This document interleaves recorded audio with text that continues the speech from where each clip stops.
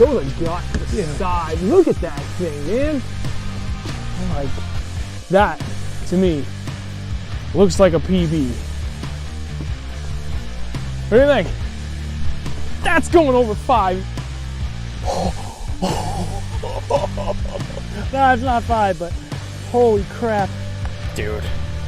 Damn right. That's a 4. Dude. 4 pounders after that. Here we go.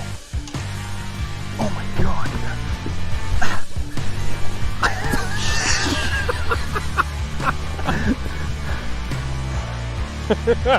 Dude.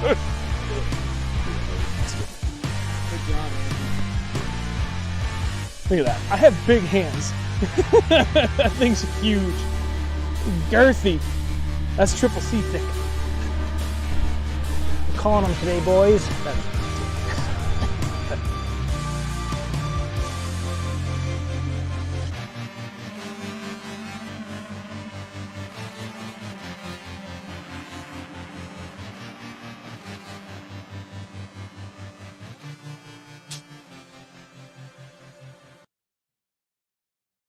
Hey there. Hey there. Hey there. Welcome to Real Northern Bass. We're dumb. I love it. I love it. Ah, good times. It's always fun. All right, where's my mouse? Who we got in the chat here? Vance, Aiden, Drew, Kyle, Ben. Hey. Dress him up. You can't take him anywhere. Oh, God. Panda, what's up, buddy?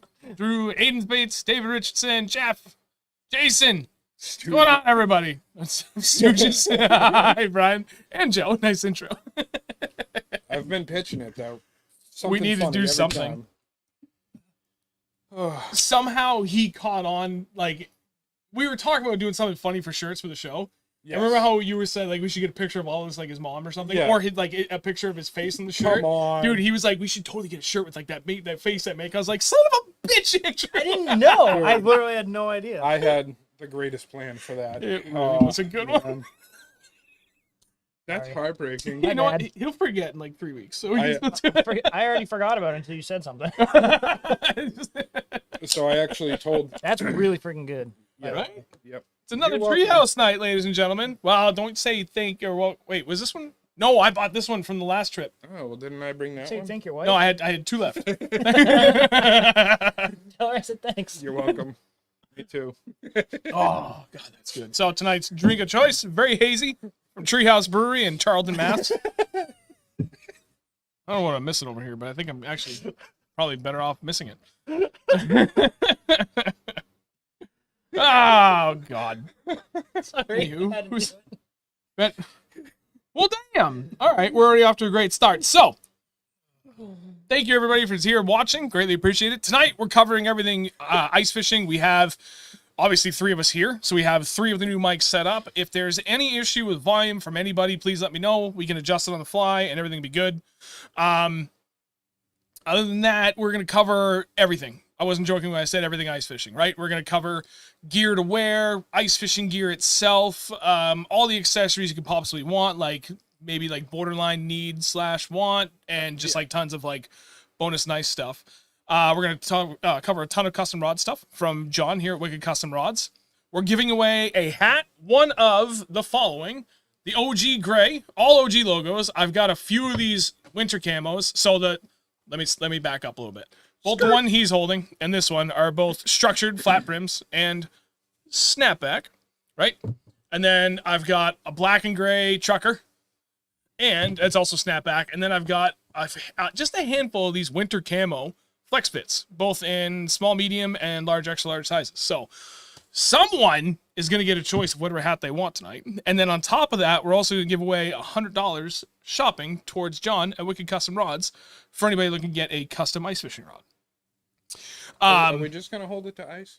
No, I'm sorry. I take that back. It can be whatever you want. My brain is where everything's ice fishing. Yeah. So last week we hit like another crazy big freaking donation goal, which was amazing. So now, as you can see down there, I forgot to update it. Hang on. I can I actually update this. almost brought that up. I can update this on the fly. Watch me go if I can find it. That one, And- properties.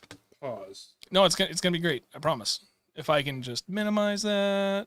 Oh my God, the resolution difference is killing me. Oh my God. Anywho, we had a phenomenal last couple weeks for what you guys have done for us, for overall donations, the whole 9 yards. And as soon as I can get this window to fit the screen, I can update it so you can see where we're at. Boom, there it is, $715 out of our $1,200 goal. How'd you do that? You didn't even type anything. I already made it had it earlier. saved. I just forgot to update where it was pulling the file from for this episode. We are already at $715 out of the $1,200 goal towards all new GoPros for the channel. For those that want to donate, anything you do is hugely helpful, and we greatly appreciate everything you do. With that in mind, Ben Bradley, thank you very much for the $10 donation right off the bat. Already at $725 out of the $1,200 goal. We've already bought 2 GoPro Hero 10s that are on their way. Yes, there it is. Thank you. And mine hasn't shipped. John bought one because we were kind of smart. taking advantage of the discounts that are at hand right now. Yeah. Before I use my GoPro privileges with our sponsorship there. So we're already halfway there, which is awesome. Like Bon Jovi. Exactly. John And anybody that's willing to donate, you can go ahead and do it either if you're set up to do it here on YouTube, by all means, or if it's easier, down in the video description below, there is a link to both I'll take your our meat. I will Venmo gladly and take your PayPal. meat. Empire Jerky. Hey, buddy. Where do we get those hats? Mint Printworks in Nashua, New Hampshire is where I get all of my hats made from day one. Medina there, the owner, is an absolute sweetheart. She's an amazing woman. She's very, very helpful. Her prices Kinda are like great. Andrew's mom. An amazing woman and helpful. What time is She it? is. We made it. She's a We fan. made it 7 minutes before that happened. I definitely didn't make it 7 minutes, you know. Stream's over. Oh, yeah. So, whatever you guys are willing to do. Other than that, for those that are already here, if you could do me a favor, hit like on the stream, please. If anybody's willing to share it as well. Friends, family, social media, I don't care where you do it. The more people we get in here, the better. We're growing rapidly, and it literally is because of what you guys have done. Just from doing everything on your part to share everything that we've been doing. The amount of shares have gone up. The number of likes on all the videos have gone way up. The views are steadily creeping up. Like, we owe a lot of our success to you guys. So I'm always thanking you guys for what you do because we mean it. With all that said, I think we're ready to roll right into this. Might need to have a contact for Andrew's mom and JK, but that hack connect. Well, okay. So I will give you her number if you send me a giant box of carne asada. I happen to have like 3 No, I want it bags from of- him. Wow. Oh my We're god. just on a roll already. Carl, clutch question. Yes, it is. They're not available for sale on the website yet. I'm trying to figure that out. I have family and friends that I have to sell to first. There's a couple of other people. Carl, yourself, you're one of them on the short list that I promised a hat to. There's one guy that wanted one of the winter camos. He's the one that even brought the idea up, so I got to make sure I reserve one for him. I'm still trying to figure out the website for the storefront. I'm trying to have that wrapped up hopefully by next week. I think it's still going to be the best way, and I know like it kind of sucks to wait one more week before I sell these, but I'm trying to figure out the best way to do this forward because when this all goes to plan, we're going to move forward with buying equipment to be able to start making our own shirts and stuff. So I need to be able to easily track all this and start putting in the infrastructure anyway to move forward. Like we're making moves. Everything's happening, man. So It's happening really fast, too. it's happening really, really fast. I've been up till 1 a.m. every night for the past month because I've been working on nothing but the website and the channel and everything else every single night. I think actually out of the last 4 weeks I had I take that back. There's been 3 nights. There's one night where I crashed early, and there's 2 nights this past week, and both my kids were sick, so I didn't get to do much. But otherwise, man, we're just grinding away at it. So it's happening. It's going to happen sooner than later. We do need to do a weekend fishing report. And that was a weekend fishing report. Here it comes. Here's mine. I still have not fished since October. Mm. I actually sent a picture. I was fishing before you got here. Spelunking. Something was swimming. Anywho, I sent a picture of a Swedish fish to a group chat that we have that we call Vermonsters. It's just a bunch of us and our friends that are up in Vermont. I sent that picture and said my recent PB was a Swedish fish. So Story's over for me. we meant to fish with John this weekend, and because my kids are sick, I told him, I was like, it's probably not going to happen for fishing this weekend. To be fair. And John just assumed that I said we weren't fishing him. No. So by the time I realized my kids were good was like Sunday afternoon, day before we're supposed to fish on Monday. And he's like, crap, I already made plans. So Andrew and I went down back to Connecticut to look for holdover stripers, and we went with God damn it, Travis. That would be Go. Andrew, is there something you'd like to address in the chat? Oh God. Anyway, so consecutive weekends we went down for winter stripers. It was, how do you say, dog shit? Is that a fair assessment of how it went for us Monday? Oh. Yeah. Yeah. It wasn't like the human shit that I stepped in when I went fishing with Christy. Not Travis. Oh, it's you, Dustin. What? Not Travis. Yeah, dude. So Andrew got skunked. I caught 2 only because I just snagged him when I was burning my bait back to the boat, and all of a sudden my bait just stopped. Snagged both my fish right in the anus.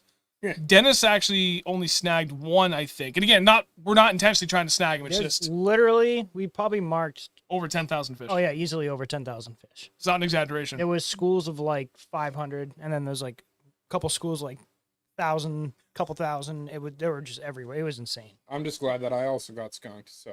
Yeah. And I wasn't even in the boat. Yeah, I mean, and you didn't nearly freeze to death like we did. It That's was also cold. true. It was freezing. You know I think- what I got to do? I went and met a customer and enjoyed a cigar. And it was I enjoyed a incredible. cigar that night too. Mine was amazing. Mine was better. Anyways, There's so many subtle.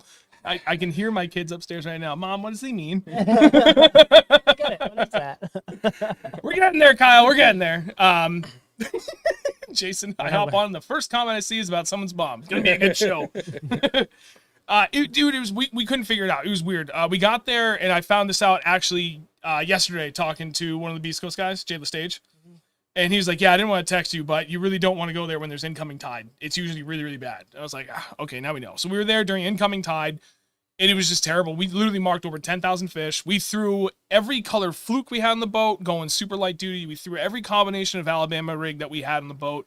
I threw multiple blade baits. I threw a friggin' football jig with just something stupid on it. Like, we threw the kitchen sink on him, and it just didn't work out. So, caught a couple, but ultimately it was not good, and it was freezing, and it took us like 3 hours of driving home with the heat on high before we both thawed out.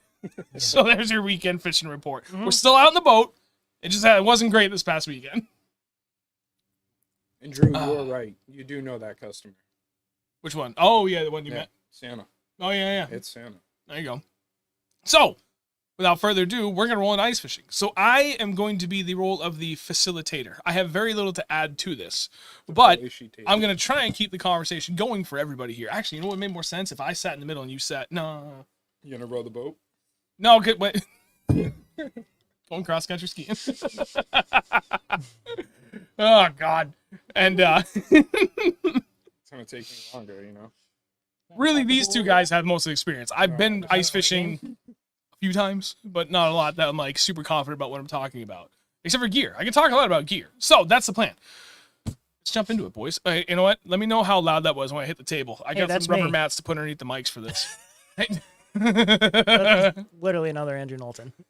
Wow. Isn't that Wait, weird? what? Or Adam Knowlton.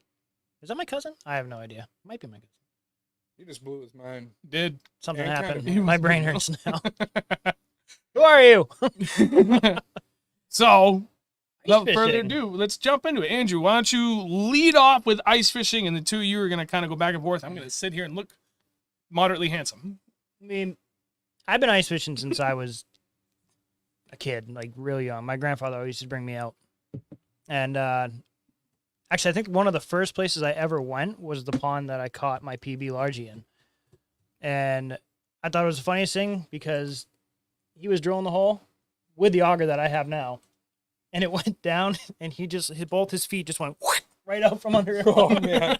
See shit. It was funny. But anyway, ice fishing. Ice fishing is absolutely a necessity if you live up in the north. Like, if you want to keep fishing, unless you're like us and we travel hours and hours and hours every Sunday or whenever to get to open water, most of the ponds and lakes around here freeze. And 98% of them freeze. Unless you, like you said, you travel down to the Cape or Right. anywhere where there isn't open water. Yeah, I mean, when they go out, not ice fishing, I mean, they're traveling 150, 180 miles to get open water. So don't let them fool you. It's a long day. It's a Very very long long- day. It's at least a 15-hour day every time we go this time Well, of year. And then just to add a perspective, and that's with good driving conditions. Dennis and I went the weekend Before last week. Yeah, the weekend before last weekend. Thank you. And it was a little icy on the roads on the way down. It took us 4 hours to get there. Mhm. That was a rough ride. That was a really rough ride. It was funny too, because we're like bombing down 84 through Hartford, and some car just did a stony baloney move and came up towards us, and all of a sudden, like, I had to stop a little hard. Big boat behind me, and all of a sudden, I could feel the tires lock up on the front, and my steering wheel just goes. I didn't even look at Dennis. I'm like, "Hey, we're sliding. All right, we're good." And he just kept on trucking. He just looks over at me. He's like, "You just did that so calm." It's like, yeah, I've done this a lot. I think it's awesome that Dan just hopped in the chat real quick. He's at the Celtics game right now, but still comes on. Dan, you're the man. Hey, thanks, Dan. Hopefully, the Celtics play nice, or yeah, really good tonight. Go Sports. Sorry, I'm not.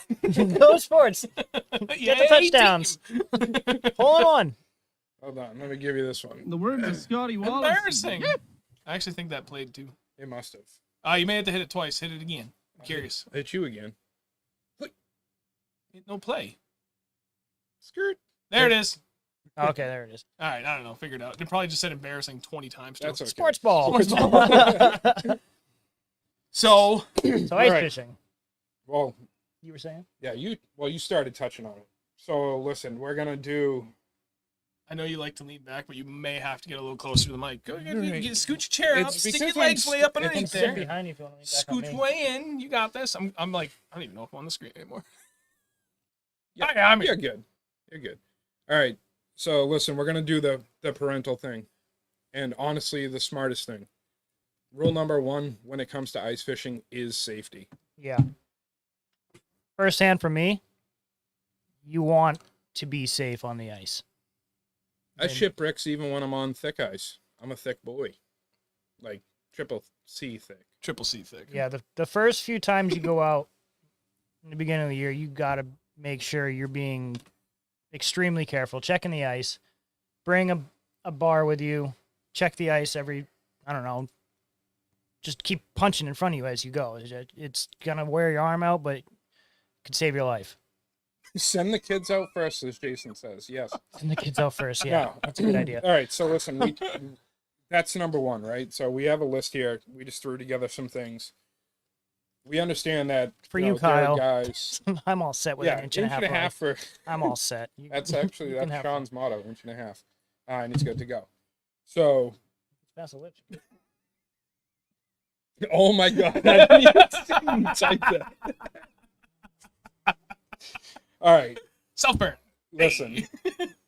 So things that we're talking about, guys.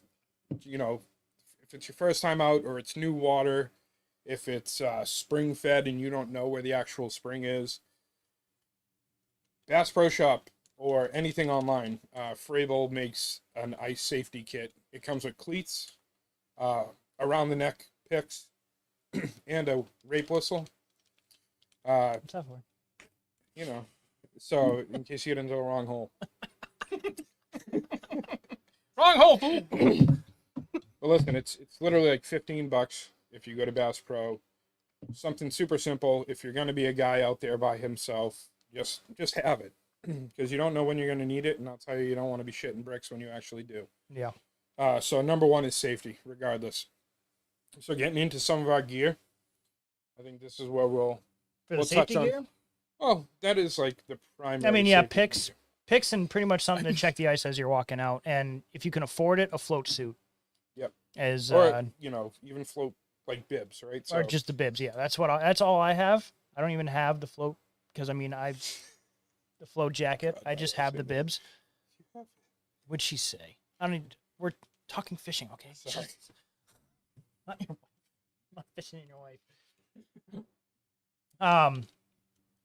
Personally, me, I have the float bibs, and I just layer on clothes on top because I mean, if I go in, I'm gonna try like hell to get out as fast as I possibly can and have my picks. So, because I've been in this situation before, and I know what's coming, and you honestly, when you go in, you have no idea what you're doing. It's just like that, and you're in, and it's cold and it's wet, and you're trying your adrenaline goes through the roof, and it's terrifying. Jeez.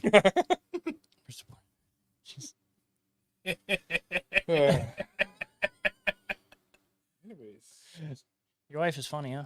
yes. So float bibs, right? Just touching on that. So myself, I have Striker Predator bibs. They're a great bib. I mean, unbeatable. I've never gotten cold in them, and I've done some serious hours out on some. I think -9 is probably the coldest I've gone out and hole hopped. But that's definitely important. Again, even if it's not used to safely get you out of the water or keeping you afloat, they are also going to keep you warm. Yep. Same thing. If you happen to wear the jacket, myself, I normally am not in a jacket unless it's very cold or very windy. And what I end up doing is just wearing like a sweatshirt or layers, like Andrew was saying. So that's my spiel on the jacket. Definitely go all out if you're gonna be cold. If you can afford it, like Sean, get the jacket too. My For sure. hands, come on. And my feet. But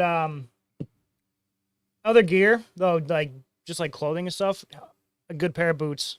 yes, I mean, I got away with muck boots for a while, for years, using muck boots. I'm probably going to use them again this year. I still have mine. So I just I bought should a grab pair those other ones. last year. Hold on, excuse me. Just burped in my... It's only coffee. Yeah, it doesn't smell like coffee. A little saltier than coffee. Nothing. Anyways, No, nothing. You guys are the worst. It's not fine. Just- So I got a pair of the insulated muck boots because again, if my feet get cold, I will end up just throwing a hand warmer pack in my toes, and really I'm good to go from there. But bringing up the point, Sean wanted to bring it up. Socks are probably one of Socks are the most important. Yeah. seriously, I don't care how good of a boot you can get. I have talked to guys that have spent hundreds and hundreds of dollars on boots, and their feet still get cold. If you're prone to having cold feet, socks are key. Wool socks. Yep. Thick cotton socks if you have a sensitive skin. double up on socks if you have to. Right. Like, Yep. honestly. That is one thing I will do. I do double my I do a cotton sock and then a wool sock over it. Because same thing, say Double wrap. I do. Not for you though. What's wrapping? Barefoot for him. I don't even wrap presents. Not this present, not that present. Sorry, socks. Yes. I got nothing. I don't know. Tapping out. So someone else pick up the sock talk. I've gone through a lot of this, and like, I don't know if it's because I have a giant feet that wear a size 14, or if I just have, whatever the reason is, I've always for my entire life had a problem keeping both my hands and my feet warm, but particularly my feet. And I was concerned when I went out on the ice because the very first time I went out with Todd Grubb, Fishing Grubs, our buddy DJ, Patrick, this other guy, Chris. And it was very, John broke John. I wasn't sure how I was going to be able to handle that. So I went and tried to find those, winter version, the insulated version of the muck boots. They didn't have them. So I just got the regular ones and a nice, like, high quality pair of wool socks, which I think only cost me like $15. And that was from like, our local hardware / tackle store. We're kind of like country bumpkin out here where our tackle and our bait and our hardware is all sold in the same store in the center of town.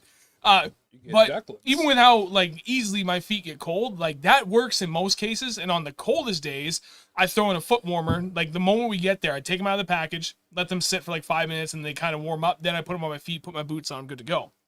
One of the other things I do have, these are granted a little bit different, a little on the heavier side. It's a work boot, but it's a pair of Red Wings with Thinsulate in them, and they got a nice heavy-duty thick sole.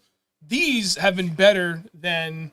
Do they stink? No, I'm just kidding. Anyway, these have been really good because of how much thicker the sole is. So like standing on ice all day, these hold up a little bit better than the muck boots. But if you're in like really slushy conditions, they're not as tall as the muck boots. True. At least there's multiple pairs of muck boots. You got the chores, which are like here, or I forget. And then there's like the taller ones that go like halfway up your legs. I thought there was a snowshoe.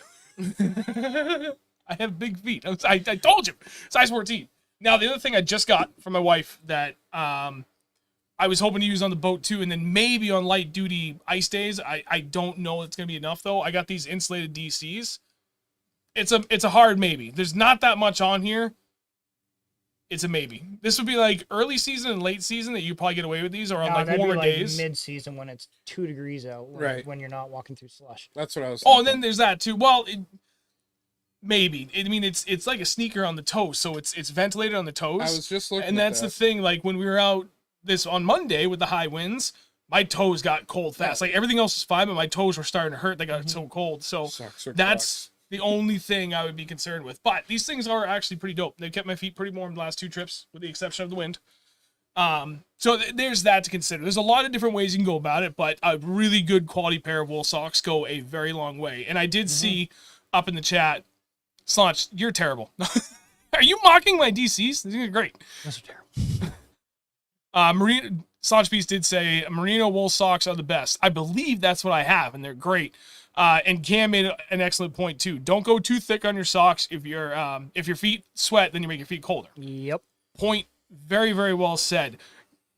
They're not that expensive. Get 2 different pairs of socks. Get a super heavy duty pair for the coldest days, and then a light duty pair. Just something that's moisture wicking is really what you want to be looking for. So that's actually something, brings up a quick point that we wanted to touch on, right? Some optional stuff. When we say optional, you have to plan for your day. You're ice fishing, right? You're not going out. It's not the Bahamas. You're not going to be in shorts and flip-flops. It's cold. It's icy. It's the winter. Right. You're standing be on an ice. idiot. It's I'll tell you, Hampshire. one of the best things that I actually got, go on Amazon. They sell, I believe, a 5 or an 8 pack of them. The click together foam floor for like a gym. Yeah, Clearly, I gotta I get don't some use it of for a those. gym. I actually just take 2 of them and put them on the ice. Especially like if I'm kneeling or even if I'm standing. The insulation of that, I think they're 1/2-inch thick pads. So that 1 inch thick of insulation, I've actually slept on that. I did it on Sebago 2 years ago when we did an overnight tournament there. And I mean, that makes a world of a difference. And that's super light, so it's something you can carry out. But just quick things. Sean, pick up your heater. Yeah. If you have a shack, Yeah. or if you don't, a buddy heater. Hi. Those things are Oh. amazing. And it just uses, what are these, the 1 Yeah. pounders? 1 pound, yeah. 1 pound propane canisters, which you can find pretty much anywhere. They sell them in 4-packs, Lowe's, Home Depot, your local hardware store, Tractor Amazon. Supply, things like Yep. that. I went out last year. It was 6 degrees out before wind chill, and I think with wind chill it was about -10, -15. And I was in my shelter with just the single flame or whatever they Yeah, call it, single, yeah. whatever, because they have one It's that's like the one single, it's- ceramic block. Yeah, they have ones that are dual, so you get more heat out of them. But I have the single one, same thing as that, and it was 65, 70 in my shelter, if not hotter. I had to be in a t-shirt because I was so hot, I was sweating. Yeah. Yeah, every time I was out there with you, it was really nice to be. I mean, even on really cold days, you let that little one Yeah, the grain, little one, yeah. the 1 pounder, like that thing warms it up really fast and it lasts quite a while too. Yeah. If you manage it, you can keep it comfortable in there that you can rewarm to your core in short order without burning through a ton of propane. Jason from Crazy Hickbait made a good point. Buy the adapter and use a grill tank. Yep. So that's what I do. That's always an excellent option too. Yeah, I gotta but get for that like this year. I quick just never movement, did. quick hit stuff, like typically how 14 I bucks do, on Amazon. those 1 pounders are great. Let's take the tank out Yeah, of my so that's grill. actually how I do it. I did look in because, so another optional thing is a jet sled. Again, we're talking guys that are just looking to get out there, or girls that are looking to get out and start ice fishing. you don't have to come out with a, you know, crazy pop over hub with a jet sled, and you know, you don't have to have a machine to get out there. No, I used to go out with a backpack with tip ups in it and my rod, and then I just carry my auger out, and I would go all day by myself or with if meet someone there, anywhere. Yeah, Where so, there was ice, I was there. you know, that's another thing. So you have days where, you know, if it is warm enough out, sure, you're gonna melt the snow in your shack, which isn't necessarily a bad thing if you're on some nice clear black ice. Bring a shovel. Yeah, bring a shovel, especially for the windy days. You know, most of the shelters have the skirt that goes on the outside. Skirt. And you know, just being able to pick up some snow and put it down on that helps as well with the insulation. I always bring a shovel now. Yeah. I always bring a shovel because the day that I was at Silver, that place. Yeah. Secret. Don't worry, there's like 6 of them in the Yeah, state. I They're know. gonna figure out which I one know. you're talking about. I wasn't worried. I really wasn't. That day was pretty windy, and there was probably a foot of snow on it. And before I found where I wanted to be, using my flasher. Yep. The depth I wanted to be at. Yep. So as soon as I found that depth, I just dug a big, like 8x8 square, Yeah. put my shelter over that, and then filled all that snow back in around the edges, and that That's- thing that's was the not same blown thing I do. away. Yep. Also had tie downs, but Yeah. you needed the tie Yeah. downs. That's one thing. When you get smacked by the side of it as it Oh pops my in. God. Bam! Oh! I just bought a new shelter this past week. I used some of my Christmas gift cards, and I think I kept some from my birthday too.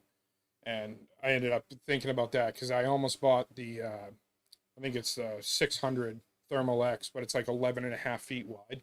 Holy. And I was like, man, I think it was 8. It was an octagon, I believe. It was 8 sides.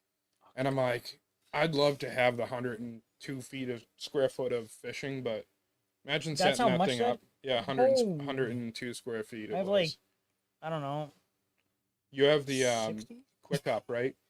I have the i3. Yeah. Yeah. The i3 is 46 square feet of fishing.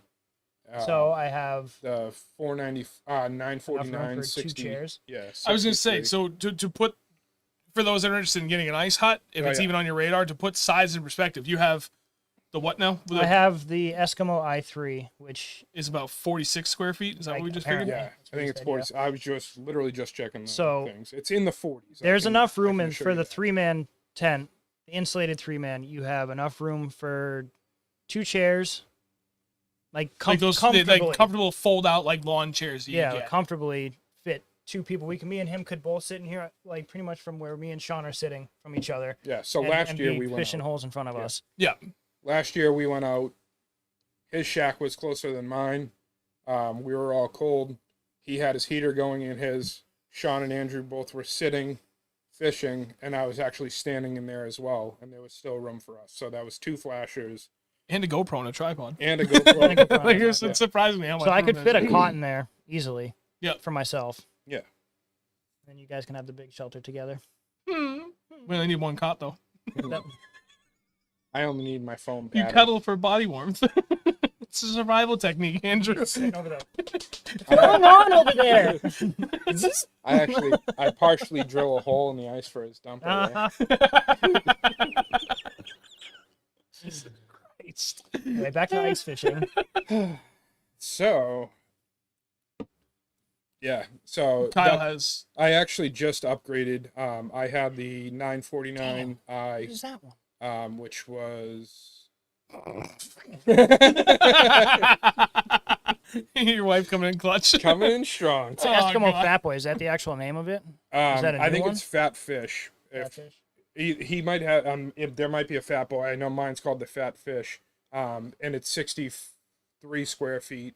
I love it too. I just actually got an Otter Vortex Lodge. So similar size. I just had someone that was in need of a shelter, and I have the means to be able to get one dirt cheap. I think, yeah, the Fat Fish. Fat fish. 949. 949. Oh, yeah, Is that the yeah. model or is that the square footage or is it both? No, 949, and then they make the 949i, Square which footage. is that'd be the Freaking house. apartment. I got a double wide. I roll out on I'm the figuring ice. like 94.9 square feet. No, Oh, it's no, at, no. it's 63. I have the same one, except mine's the insulated version. It's like my boat. They call it a ZX 200. It's not 200 fucking feet. It's Right. 20. I don't know. I don't know. 200-foot basketball. It's a the badge! first two numbers of the length, and then the third number is the amount of fish he caught this weekend. No, that's the amount of fish he caught this weekend. The first number is the amount of fish I caught this weekend. I'm pretty sure And then I you double foul load. hooked both of yours in the anus. They got in the boat. It wasn't intentional. It's not like bed fishing. Come on.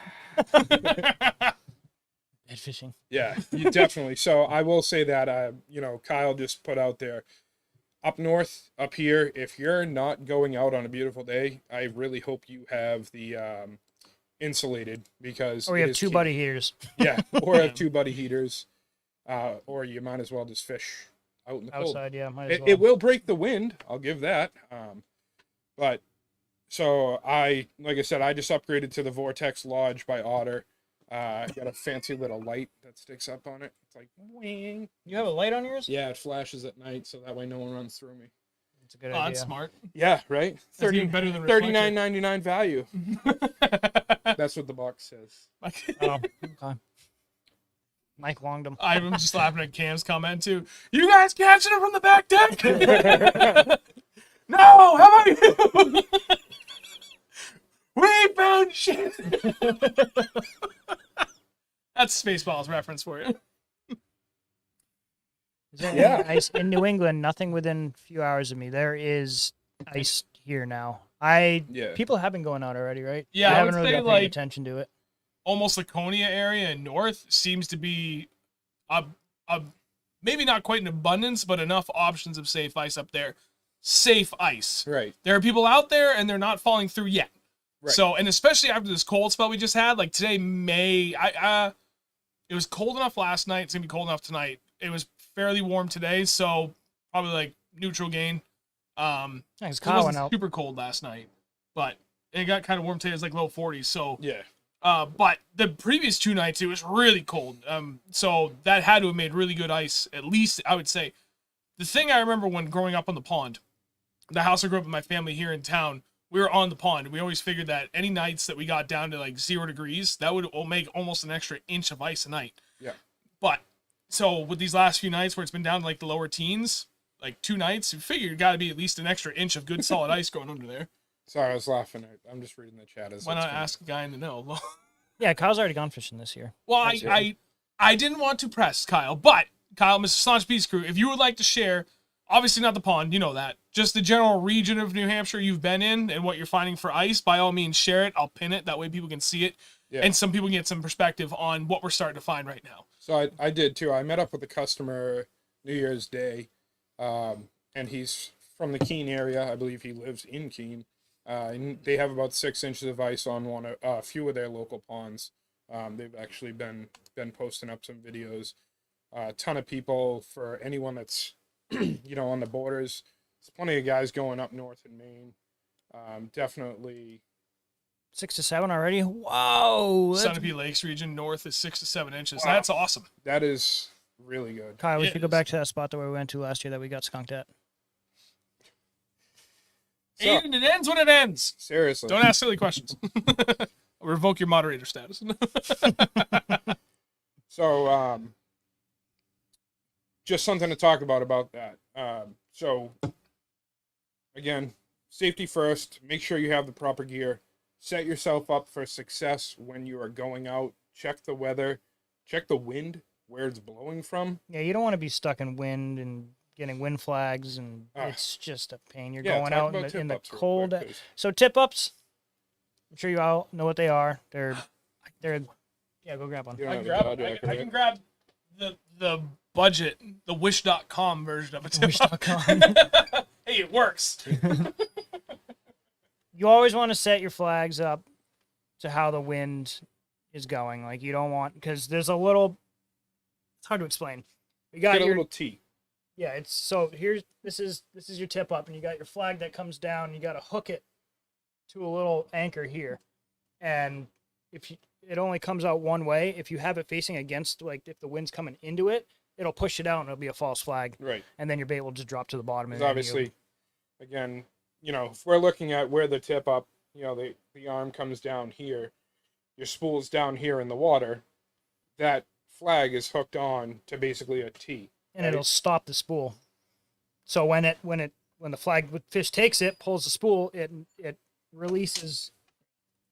So yeah, this is a little You different. was forgetting something from this earlier. But I mean, yeah, same thing. This one comes down. Yep. And that see? Sorry, It's the not wind was even blowing this way. That's why you put it in the wind. This is what you don't want to do. But the wind starts blowing, and it's because I have it hooked on this side here. The wind starts blowing from this direction, it can blow the flag up, and Right. you'll you might have a fish on. 9 times out of 10, you won't if it's a wind flag. Right. For on the topic of optional equipment, one of my favorite things to have that drives Kyle, Staunch Beast Crew, up an absolute wall I'm like, what is he doing? when we're fishing. Closer. Bells yeah. for your tip ups. Dude, I hear those all winter long. When they're in the back of my truck, and I hear those things That was shaking from terrible. just driving down the road. I'm like, flag. Fucking They're obnoxious though. Down they go. Wow. They work great. So I know there are people in here that are waiting for me to talk about the rods. I'm getting there. We just wanted to be able to touch over this stuff as well. Because again, we are talking ice. It's something that's unusual for the podcast, honestly, especially with how little Sean likes to put his boat away. So we are getting there. We're very close. Talking about graphs or applications. So if you don't happen to have a flasher and you're going up and you're just going to set up tip ups. So Navionics is a great app where it's $14.99 for the year. It's got you know, all the actual graphs of the local lakes. It runs off your GPS, so you can be walking out there and check where you actually are. A simple setup like what Andrew has. Where's your graph? I don't. Navionics on the cell phone. Did you just say you don't have your graph? Hey. What do you do with it? You brought it in? No, Oh, It's not now. That's his. I got you. There you go. It's quite the glare. If I tilt it down that way, I don't know. That's the best I can do from there. Skirt. Anyways, you can see. But it's that great. was a pony. Grab your graph. So we talked about this a couple weeks ago when I was on. The Garmin Striker 4 is a very budget-friendly, but also great unit, right? So it comes. This is the ice kit. So it comes with this bag here. You know, your graph, You got your deucer. your deucers in there. It's. Are you wrapping all up? Oh, so there is a side pocket specifically for Les Douceur. Oh, it's on that side. Yeah, I just throw mine in there. Yep. Because oh wait, no, it's right here. So I have the charger buried in there as well. That's what was throwing it off. Mine's still on my wall from last year. Douceur with the float. So when you drop it in, This it doesn't just sink. This it you just want goes- right below the ice, right Yep. below the ice. And when you say if you catch a fish, if you're jigging and you catch a fish, you want to pull that thing out because that line will wrap right around this. Those sunfish, bluegill, crappie, perch, any panfish type of deal, they'll swim all around like crazy and they'll get caught up in that, and then you'll just have a headache. Probably have to retie and everything. So if you do hook into a fish, if you're jigging, just pull the deucer out of the hole real quick. So Saves you a Yeah. headache. Jesus, what a this right here, what did you guys pay for these? Because I know you It was both. 250, 250, 200. yeah. And that's for the ice kit. And It comes with actually- everything. It's the graph, the deucer, the battery comes with it, comes with the travel bag. No, is this one, the one that also comes with a deucer for your boat if you had one? So like, No, none of this okay, one. all right. So I know they do make a iteration of that. All right, so that's that. Look at that. It's even got a handy little pouch. I even got extra pliers, and Yeah, because this is how infrequently I ice fish, everything I carry for ice fishing is in this thing. There's That's not entirely true. I have more. Oh, that's right. I have another one that has all my tungsten teardrops. spot in the back where it opens up. You got your battery there. If you need to change your battery out, which these batteries will last forever, especially with this thing. It doesn't draw much power. Yeah, and definitely it not. charges full in like I think it was like 3 hours, 2 hours, something like that. It's pretty quick. Yeah. So actually, I didn't bring my other graphs with me, but I did bring this fun little tool here. So it's an underwater Hey. camera. Oh, hell yeah. Everybody. That's actually the first, I mean, I've seen you do like videos with it, but this is the first time I actually got to see it myself. Yeah, feel So- heavy that thing is. Really, honestly, God. you guys can see all the cord here. It's a 75-foot color display. What'd you do? He put it up to his face like you did. Oh yeah, I was like, when Yeah. you first opened it, I was like, hey, look, a '90s Christmas video. So it runs in multiple directions. So as you can see on the side, this is the way it's set up. So obviously the optical aspect, it's over behind me. You can do it so it faces up or down, so you can actually set it. And then it literally just hangs in the water column, depending on how deep you go, just as you can see. If it gets too deep or there's not enough light, it will change over to black and white. But I've set this thing up. I've taken pictures of it. I'm actually going to work this year on getting some audio, some video Some out. audio. Some video out. Because it does have the port for that. I think it'd be really cool to just kind of show some underwater footage. But leading into it, again, this, I want to say, was right in the same range of that ice kit there. So it does come, the one I bought has this mechanical tripod. So this does just hang into it. You kind of loop it back and forth within itself. So that way you can set your depth. And then I actually have a remote control that will do 360. And this will just continually spin around. So pretty neat way of finding your bait and then being able to, like I said, depending on how close you get, you know, you can see what the reaction or, you know, what's on the bottom, how the fish are reacting. I've actually used one of Jason these before. colonoscopy. Kid. Yes, colonoscopy. I used With grub, right? yeah. Yep. With grub. We went to this small pond, and he's like, "Dude, you got to check this thing out." I'm like, "I don't want to use that thing." And then I got over to it, and I see the fish down there looking at my jig. I'm like, "Oh, that thing's the coolest!" And then I get one. An absolute nice to have, by no means a necessity. It's just like anything else in fishing. Like, yeah, if you got the coin for it, you want to spring for it, absolutely go for it. It's a very handy dandy little tool to have. Yeah. But by no means should anybody feel that is necessary to You have. don't need half the stuff that we go out and buy. Yeah. I mean, we've been doing it long enough where we know how to. We know we don't need it, but we know how to use them, and we like to use them. Yeah. Because it helps. True. It's just another tool in the tackle box. So honestly, that camera is not necessarily just for ice fishing. It can take that out in the boat. Sean and I have talked about it when we do these cold water videos. Anyone that's never seen it, just Google it. But look, look at smallmouth buried in the mud, and you can see how far in their belly is in the mud. So you could be cruising over fish and not know it, or if you go to a spot where you say, "Hey, this should be," drop the camera in. Again, sometimes it's nice just to know that your knowledge is correct. Absolutely. You could strike out. Don't get me wrong. You could look at a bunch of shit on the bottom and it'd be nothing. Right. Maybe you'll find a dead hooker. I don't know. But Only if you're fishing those Where's Boston this? waters. Lowell. Mingy Valley. Methuen. Most of That Massachusetts. was funny, Bethune. I'm sorry. It could be worse. Your mom supports I was me. born in Boston. And I was raised in Lawrence, Mass. Yikes. Yeah. I played paintball in Lawrence once. Yeah? Mm-hmm. Was it an actual paintball place? Yeah. I was It saying he's actually been there was. in paintballs and his kids walking around. Yeah. It's Brad. Brad hit.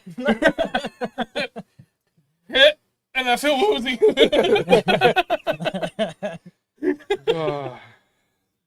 Everybody from Lawrence. All right.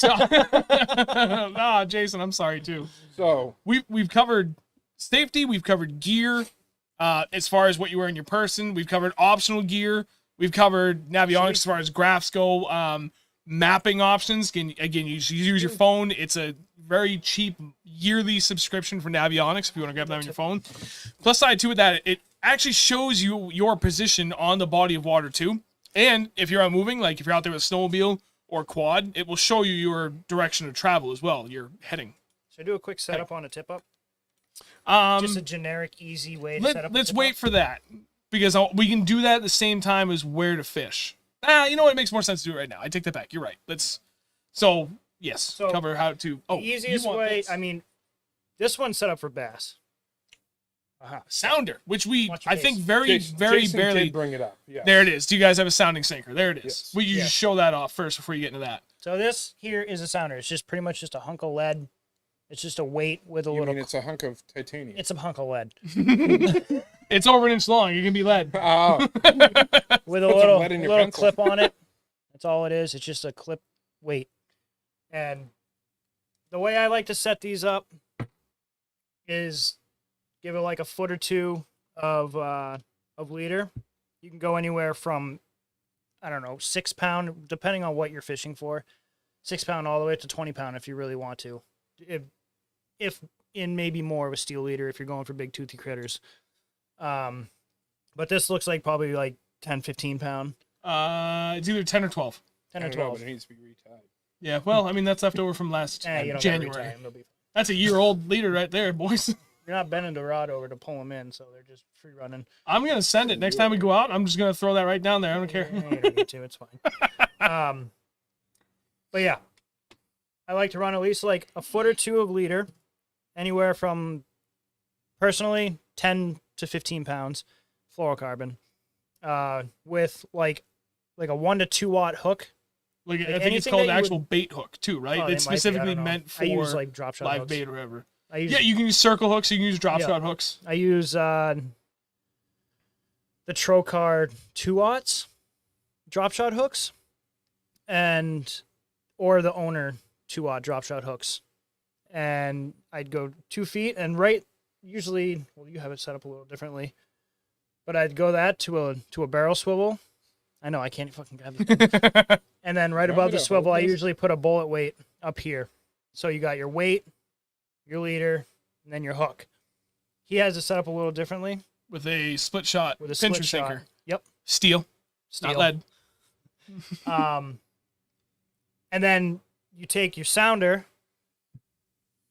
the clip weight thing, and you clip it right to your hook. This is just to find your depth of how deep you are.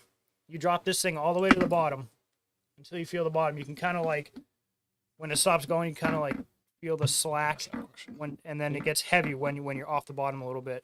And then, Yep, I have a button. Yeah, So okay. that answers Jason's question Yep. and finishes the Okay. setup. so Yeah, I'll wrap it up when you guys are done with this demonstration. When you go to the next spot, We were right here. We were in like 16 feet, I think, last time. then you got your button. It's just a button, like literally on like On a your shirt. shirt collar, your pants, whatever. You want to thread that on your line before you do any of your weight, your swivel, your leader, anything. Just have it on your main line.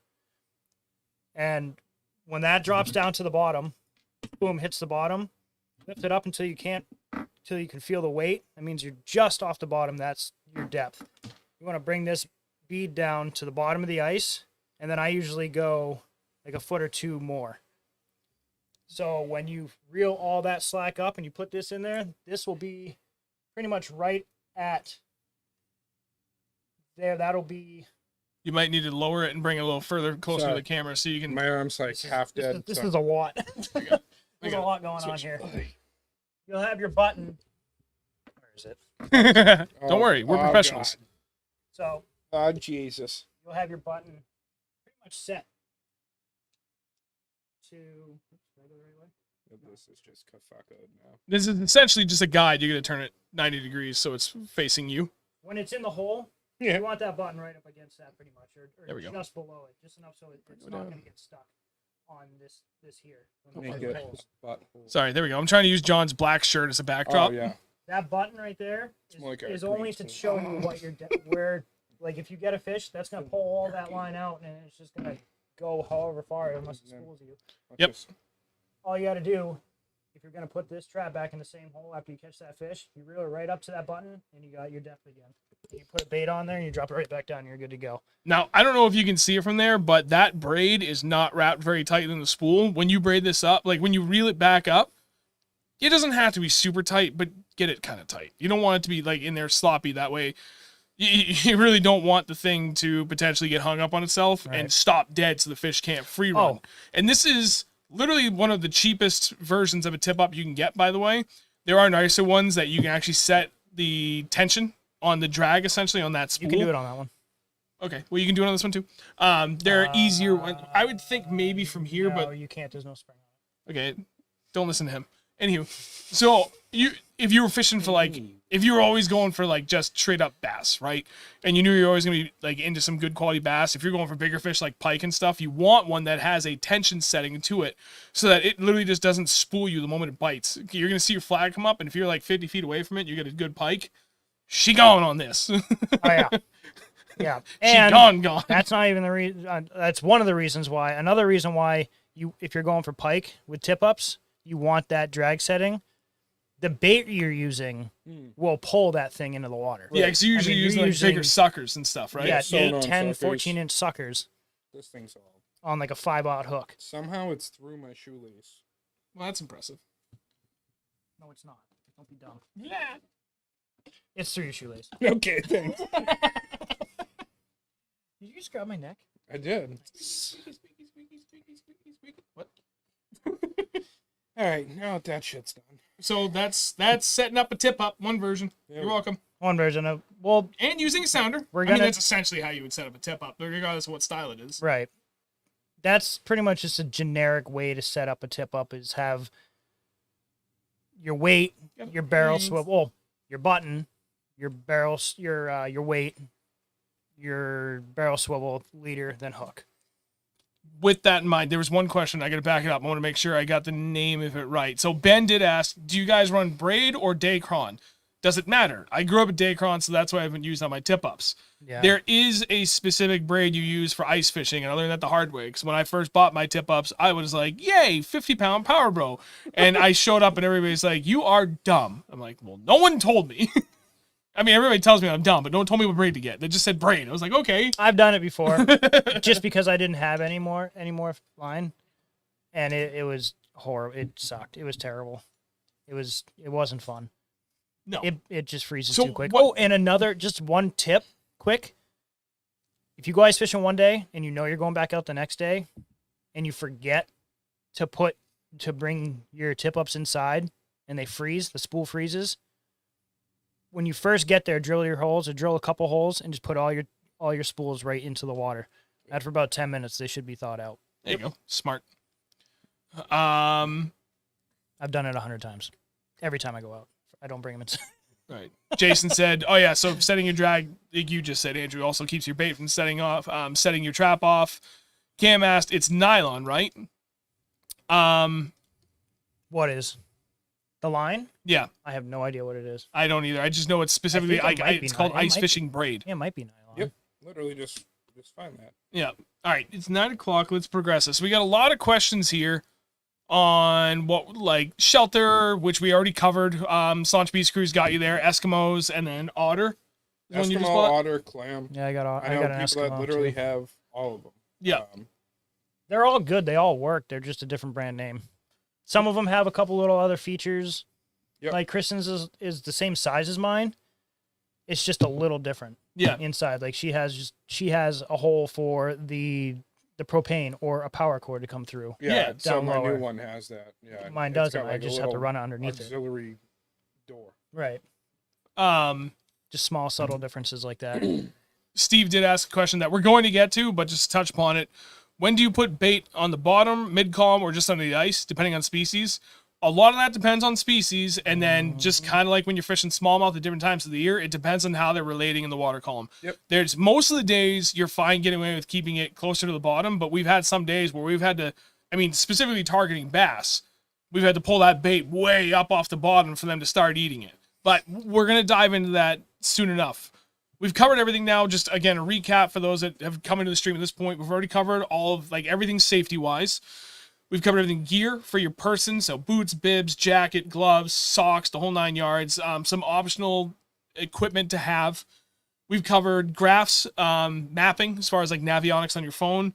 Unless you happen to have, like, a nice graph for your bass boat, you can buy a kit for the vast majority of them. So you can set that up and bring that out with you.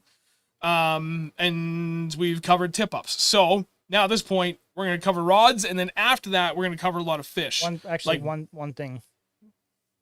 Well, one tool that you are gonna want is either a really good pair of long pliers, You know or those, right? Yeah. or that that little duper tool thing you got? Oh, there? I don't have it. It's out in the boat. So I carry two things with me when I'm ice fishing. Just a pair of standard 6-inch or even 8-inch needle nose pliers. The longer the better. Yep. Because you are going to gut hook fish. Oh yeah. 100%.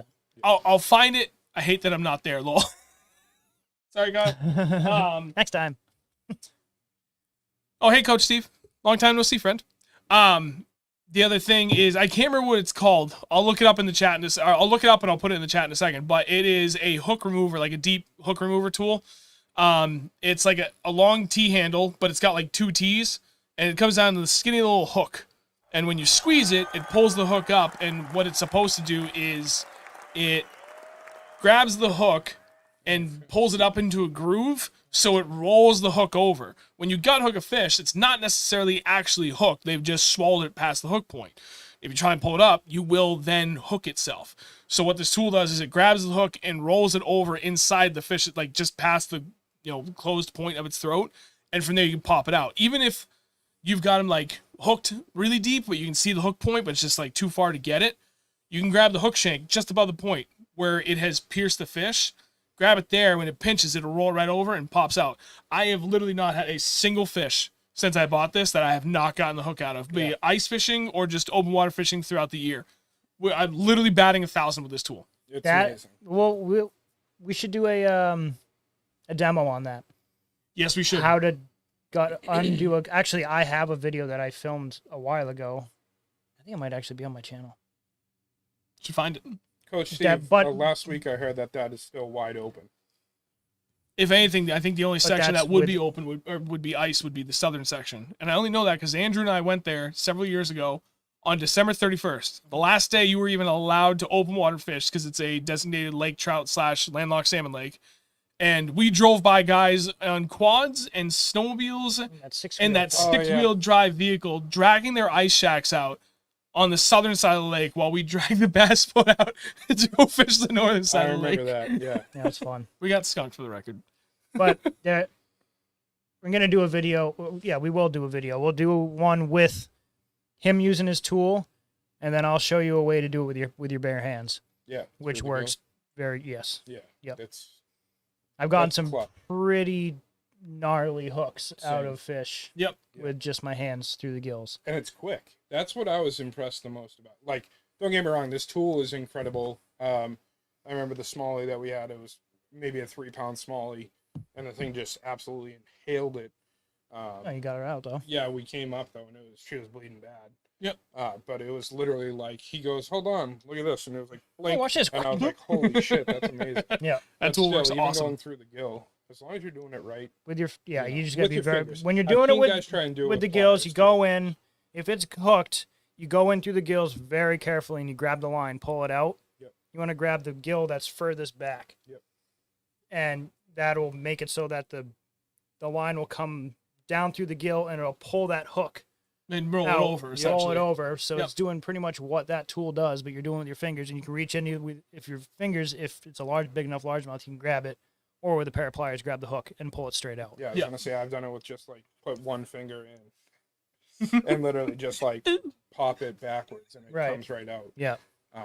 Or you can have the hook roll around your finger, then you push it up. Yeah. The only thing that I've heard, I forget who we were talking to last week. That one to you. Why you? You. The big lakes. The only thing I've heard is supposedly the Connecticut's are starting to freeze, but obviously that's up in Pittsburgh, so yep. That's far north from us. Very, very far. We're on the very opposite end of the state. All right, so we got 904 right now. I haven't even started whipping out my rods yet. Yeah. So before you do that, we should do a hat. Yeah. Now's the time. We're doing the hat giveaway. Oh, hey, Frugal Streamer. How you doing, buddy? All right, so we're going to do the hat giveaway. We have one of 4 options. We have the black and gray trucker, snapback. We have the white camo, flex fit. We have this camo. We have the multicam camo. Well, I guess call it multi-camo, but it's literally called multi-cam. It's a structured hat, so it's kind of got that stiffer front, snapback. And then we got the gray flat brim as well. Structured front, snapback. So, Let's do the whole random number generator because that seems to work out really well. I'm going to pick one winner. You get to pick whatever hat you want out of the 4. Give it 2 minutes. And that's all we're going to do. We'll give it 2 minutes. So it's 9:05 by my phone. We'll go to 9:07. So it's probably a little less than 2 minutes. Random number between 1 and 200. And the closest to it wins. Over or under, doesn't matter. Whatever the closest number is. What? I whispered a number into his ear. Oh, you're just curious? Too? Nah. It's already 9:06, so you got less than a minute to get your numbers in. 1 through 200. Whoever's the closest is going to get a hat. So And it is after one this, guess, right? one guess. Okay, just making Don't. sure. We've had problems with Aiden, that in the past. All right, you don't need to put it in twice. Aiden, stop! Relax. Jesus. I'll go back through the chat. Don't worry. Holy ghost. So after this, we're going to cover rods. We're going to cover reels. We're going to cover line. Different types of setups, essentially, for whether you're chasing panfish, if you're chasing bass, if you're chasing Lakers. I'm not sure. Like trout. I'm not sure what else you would change from there for like different types of trout. If you wanted to go for pike and you wanted to use a rod, although I don't know if people do that. I think you'd primarily just fish live bait for pike. You can No use way, bro. I don't know. Get to a rod. Okay. Rod jacker. So we're going to cover all that. And then the very last thing we're going to cover is just where and how and why to fish in general. Who already guessed 169? You freaking perverts. We had Who guessed 69? 69, Steve? You missed it. Aiden picked 50 6 times in a row. Coach Steve, 169.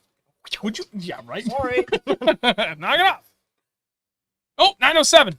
I hope everybody got their guesses in. I got mine, and if I get it, I'll go I'm one not minute. paying you for my hat. I'll go to 908. 908. I'll go to 908. I want to make sure everybody gets a chance to get their in. So we're going to go. Nope, not that. Click. Come on. Random number generator. Listen, the way it will On the go old- is Alec we got will 69. Hell we yeah, will good for scroll you. through the chat, and whoever came in first. That's how it's done. So I should probably get up in front of it. Let me see.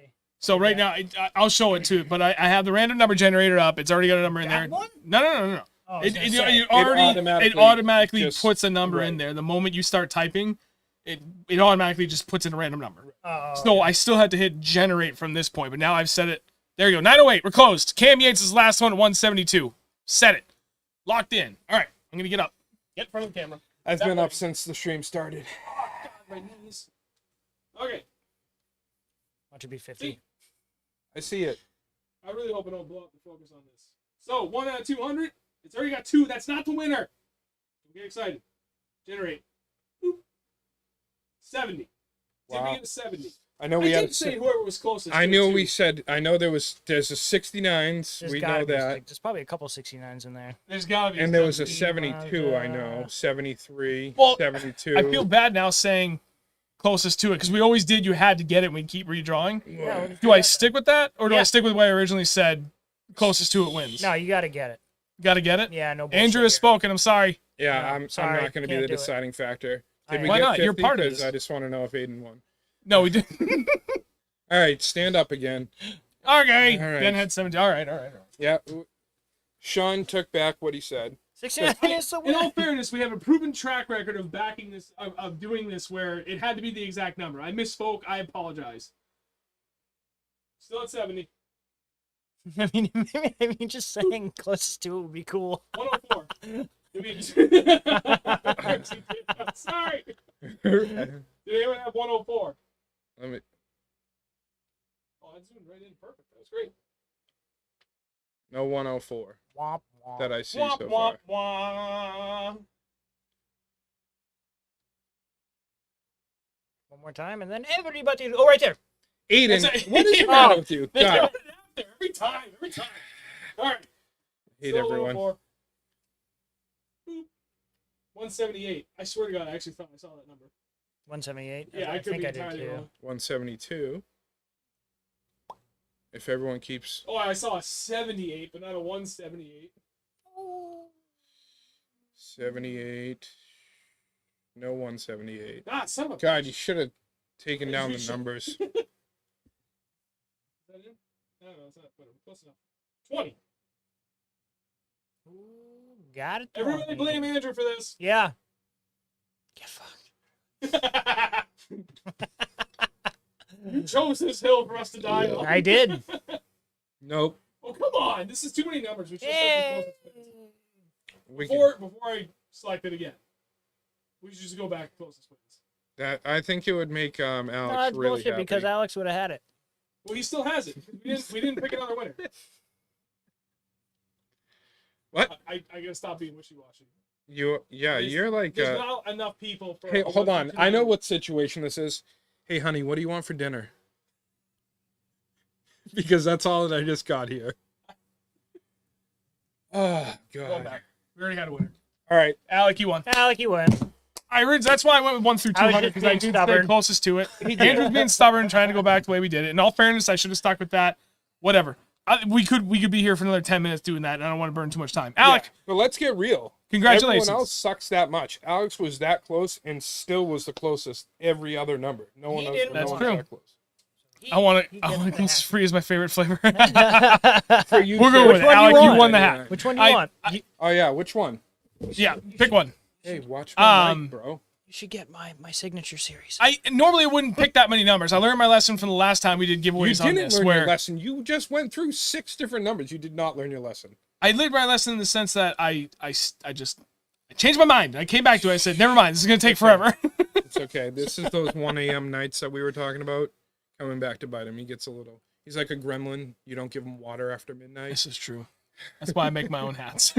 Oh, hate to be a pain, but he wants to see the options again. You have the one that's on my squash. okay? Multicam, So snapback, it's flat actually- rim structured. It's multicam black. So I don't think it's actually black and grays. Mine's actually pretty good. There's some green in there. a I little have bit. the SVM version. I'm just reading off the Yes, you actual do. tag. Okay, I'm You just have saying. the traditional trucker. trucker, black and gray, snapback. Okay? I do love that hat. I have 3 of them. This one is a fitted. It's winter Womp camo. womp. It's a flex fit, so we have... Both sizes, small, medium, and large, extra large. Yep. So depending on how big your squash is, or we have Sean's John's signature structure series. one, yeah, with in the snapback. Fuck is that supposed to mean? I do like that. Signature series? Yeah, You like the signature. flap rims. You Yeah, I like do. the flat. Said it with an attitude. No, I didn't. I'm dying. What do you want? Seriously, did you go to sleep? All right, we'll figure it out. All right, Alec, when you know what you want, just DM. Just Yeah. yeah. just hit tell me me up. where you're gonna DM hit me. him Whatever. up. Just tell me. Yeah, figure it out. All right. Let's cover He's another rods. filthy You. bro. Set up. The classic gray is very clean looking. That's my favorite. my Lord. Dude, come on. Be okay. Yeah, this is true. Black camel one it is. Attaboy. Nice choice. All right, listen, we're gonna get into some rods. Okay. Cover it, buddy. Get started. That's all You you want need. to take that one down? forgot to Andrew's take got that. his. Well, I meant to take mine down too because they're 2 different tiers of rods. Yeah, but yours is the really pretty one, and I can't get those handles anymore. Well, Unfortunately, then make everybody jealous of the fact that I'm better than them. Sean is better than everyone else. Anybody want a drink while I'm up? While you guys start the chat on rods? No. Okay. Yeah, I'm Also, good. All right. I right. appreciate you. Make it happen. So listen, we're going to cover a couple different style rods first. I will go into detail on, their power, action, etc. We'll talk about what species I use them for. Andrew can talk about what he uses them for. Sean just goes along for the ride, as you can tell. See this right here? This is because he doesn't ice fish much. Andrew and He's myself. gotten into it. He's come out with, He me a bunch of has, times yeah. the last 2 The years. only other thing he's come out of is the closet. So, Well, I need to do something. in all reality, we're gonna touch on some pretty unique rods. The company here, we actually helped develop one of the blanks that I'll show. It took us about 3 seasons, but I'll go into the names and things like that. So, starting off, I will start with my noodle.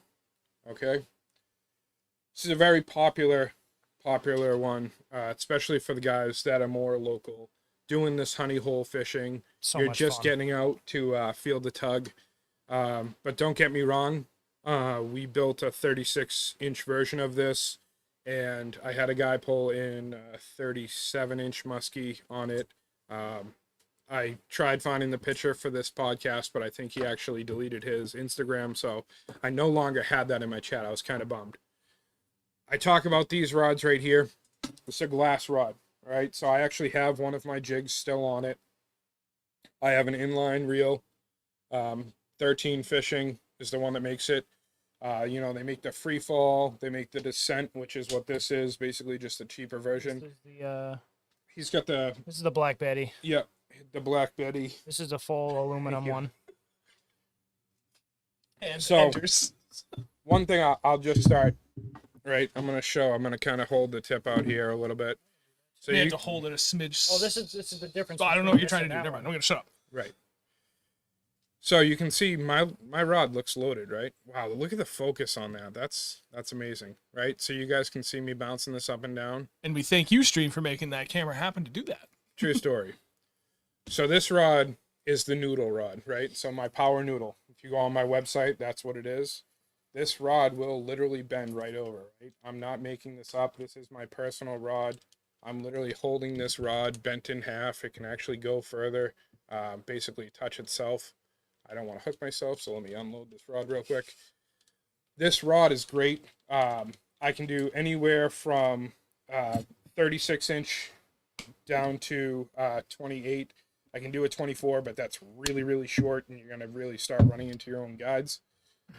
What I like about this, and I'm just going to leave it set the way I have it right now. I'm just literally it's seated on my reel, and you guys can kind of see this jig right here. The biggest thing, you know, when we're pan fishing. Sorry. You okay? Yeah, I'm good. Is seeing the bite, right? So it's not necessarily that you have to feel it, right? So we have, you know, crappie and perch that feed up or down. The thing is when you actually have your bait on there, you can see here that the rod is loaded.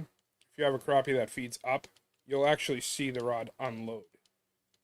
That's a way to see the bite, right? That's a big thing. Yeah, a lot of the times with these really light action jig rods, like even this one, this is the, which one is this? This is the carbon version of, Yep. of that. So that's a medium light carbon. That's what I was going to touch on. So the two most common ones I have for, you know, stock trout, even up to some of those brute stocks. I mean, the largest fish that I've had caught on this exact setup right here was 6.66 rainbow trout.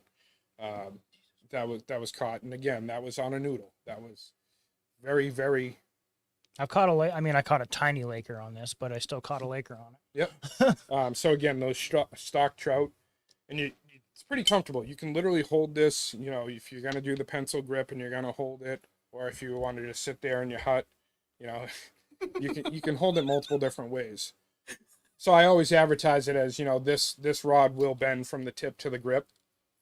Obviously, a lot of what you're seeing here is in that soft tip, but the backbone does. I mean, you can still see that the rest of the rod will flex as well. I've had this thing bent right over. I catch bass. I've done largemouth, smallmouth. Again, brookies, rainbow trout, perch, pickerel. Yeah, that would have really sucked. Andrew just almost really had to drink for a lot because he just missed hooking himself. That was really close. And then we Yeah. have the carbon. So I'm just picking this up because Andrew has really bad ADD, and I know he's holding his rod out. So again, this is more of your traditional style rod.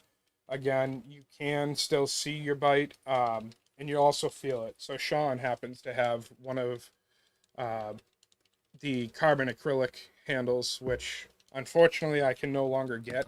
The guy that was making them decided to get another job and kind of backed out of being able to produce them. I've tried looking around a few times, but honestly, for the guys that are looking for them, you know, they have them now. So until I find another vendor, I can't do that, unfortunately. So again, medium light carbon, available anywhere from 34. I know I've been saying 36. I did mean 34. 34 inches down to 24 inches. And then I do also have some colors available in this too. So I did bring a few actual blanks with me. So I know can't really see well because of the background here. That is so sick how it Dude, that focuses zooms in, really right? well. So that's just 3 different colors that I have. I also have the mean green, which is this. This color here is called Burn Your Eyes Orange. I love the Really? names. I love the names of the that the my vendor has. You know, I have the cobalt blue. I have the purple. It's a metallic purple. It's like anodized. Is that how they do it? Or what are they? So it's actually like kind of like a dip from what I've Oh, really? experienced. I also have Spider dip? a copper color, gunmetal color, um, a light blue and a dark blue, and there are some other colors. So if you're looking for a specific color, let me know. I can let you know what style rod I can get. But one cool thing, and I actually brought this. This one right here is a big boy, right? So my vendor just released for these guys that want this super soft, super soft. Dude, that's like real. This is, I'm trying to decide what I want to call it, but it's another noodle, but it is available in up to 54 inches. So remember how I was talking about the guy that caught the muskie on this? Lipstick. Literally. He, well, I gotta keep it like noodly. So I got my beef lo mein, which I'm gonna show in a second. Noodly? Yeah, because I have my power noodle. My beef lo mein is my beefy power It's the noodle. ramen. So I was thinking about the angel hair. Ooh, Because you can I almost like touch that. the stars with the tip because it's so long.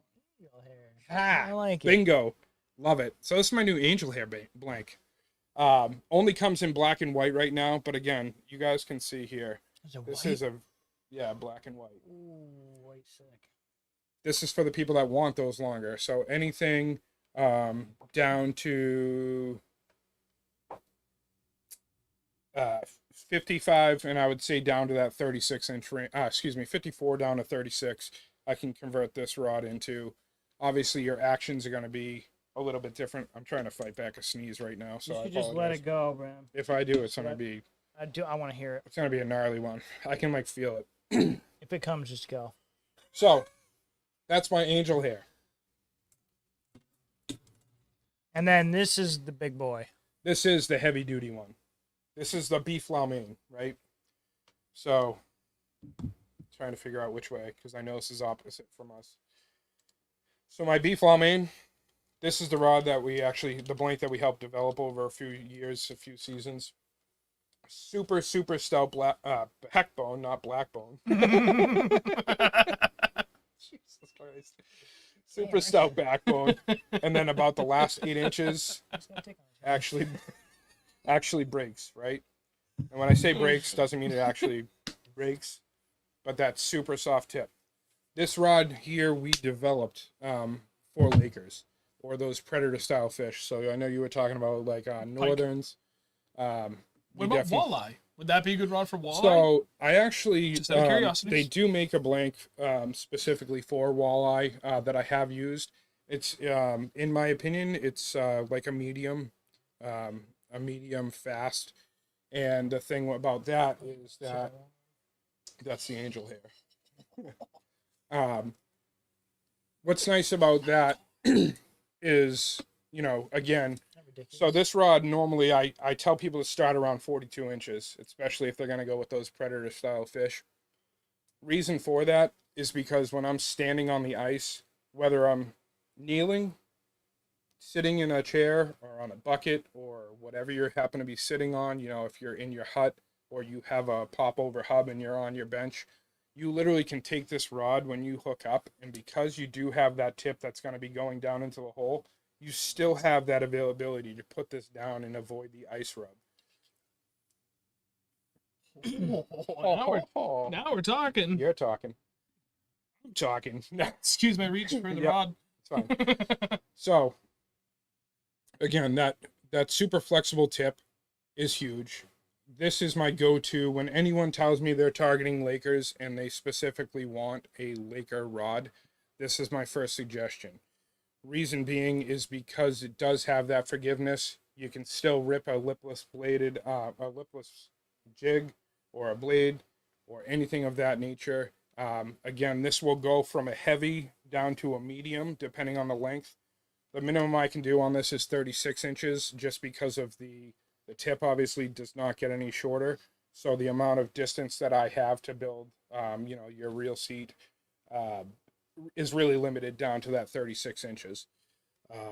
So 36, 38, 40, 42, 44, 46, 48, whatever you feel like in that range, even if you want an odd number. I just like the evens. Great rod for that. Did Travis Manson buy one of those? Yes, he did. Yes. Smallmouth Fresh. Then I have my Laker rod. So this one here is my medium heavy. You can see here, not glass. This is a carbon rod. This is a fiberglass rod. So play with that. Just don't hit yourself again. So the carbon, same exact thing. That stout backbone. And I got a lot of pressure on this, so I'm trying to show that it will bend a lot. But you definitely have, this is for your more. What rod is that? Which one is that? This is a lake trout rod. So it's a lake trout blank. This is only my 42, so I also have a 48-inch blank. The 42, I think I said, is a medium heavy. At the max length, you're looking at medium heavy.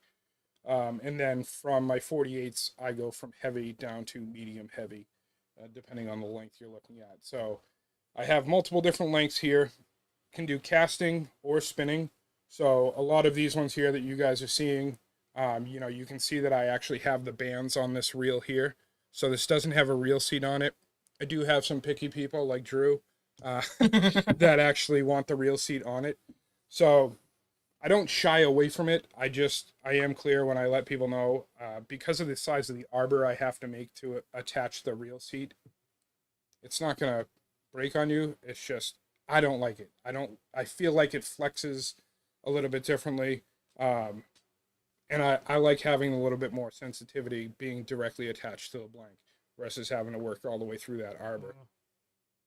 But again, I can do that, from any of the lake trout rods and things like that. I've done with the beef lawman, I've done an acid wrap. I did it for Travis Rocket. Yep. Before when he ordered his.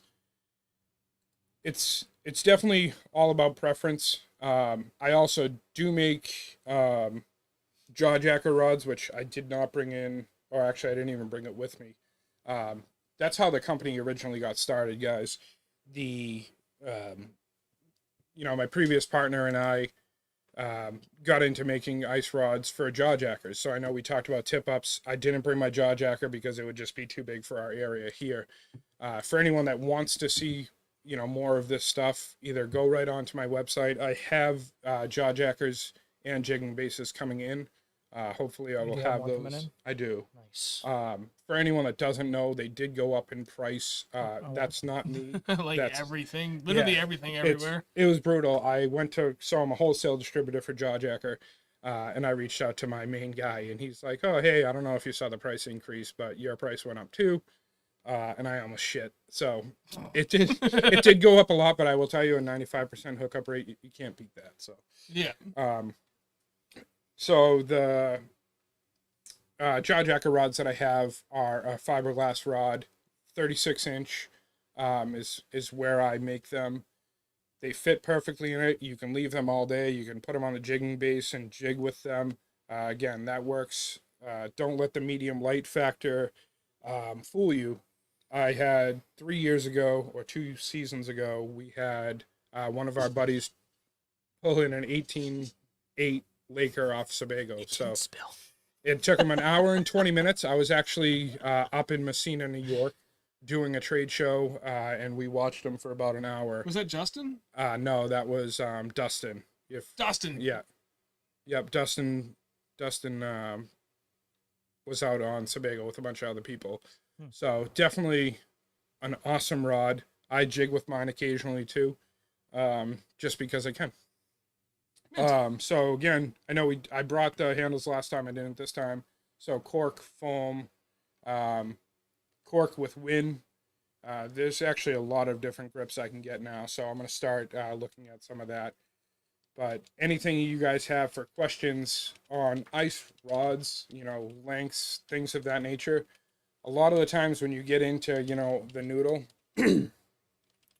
really it's use, you're going to choose a length that suits you. If you're sitting and you're, a smaller dude and, you're right over the hole all the time, maybe the 28-inch is right for you. Standard I start with is 32. I think I have the. I believe you should have a 32. Use the 32. What is that? Yeah. One that I have? Yours- 32 or 36? Yours is 32. Yep. Where's the bottom half of my other one? it's That over was there. also a 32. Okay. So with that being said, Yeah, there's a couple things I will bring up too. Just now, I was looking down. Hey, nice E-Viber.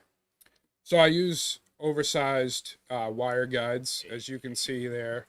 If it zooms in on the tip, might not. It might not, 'cause it's so Might be too small. close. It's close enough. All Use right. your shirt as a backdrop. Nope. No, too Okay. small. All right. So, anyways, big stripper guide. This What? one actually, I didn't even realize Big stripper that. guy? Yeah, you have titanium guides on yours. Yes, I I don't know if you do. knew that. So, Sean actually has, go figure, not only the carbon acrylic, but he also has titanium guides on his. So I'm real his are special. I mean, money. I haven't looked at titanium recoil. I only So- use the best. I got mine for free, so get fucked. So funny part is that if you get this cold enough, it'll actually start to fold outwards. It will start to try and retake its original shape. What will? The titanium guide. Really? Yep, they will flatten. Huh. It's weird, How but cold? it's pretty cold. I'm pretty sure it's like anything under -20, something like that. So, point of using the oversized guides is to reduce the ice. And I know I talked about it, but when you have the noodle, watch out for that hook. You have the noodle, you're sitting there and you're bouncing your jig. Another thing I just want to touch upon, so you can actually see how I have my jig right now. See how it is parallel with what would be the water if it was in there. That's crucial. So actually, kind of one of the cool things that I found with the camera is checking the reaction of the fish. So I usually just use this epoxy drop jig. As you can tell, the hook's not huge on this, but I've pulled in some pretty big bass with it. Yeah. And then I just either use a Berkeley, imitation mealworm, or if I happen to have the mealworms with me, I always just- have mealworms on me. I usually like to have them on me as well. You know, if you leave them for long enough, they turn into beetles. What? Really? It took like 6 months. I was gonna say, is that like when you forgot about the shiners that were in the cooler? Oh, I remember that. It was 7 dozen. Oh my Or god, that was bad. Maybe it was 12 dozen.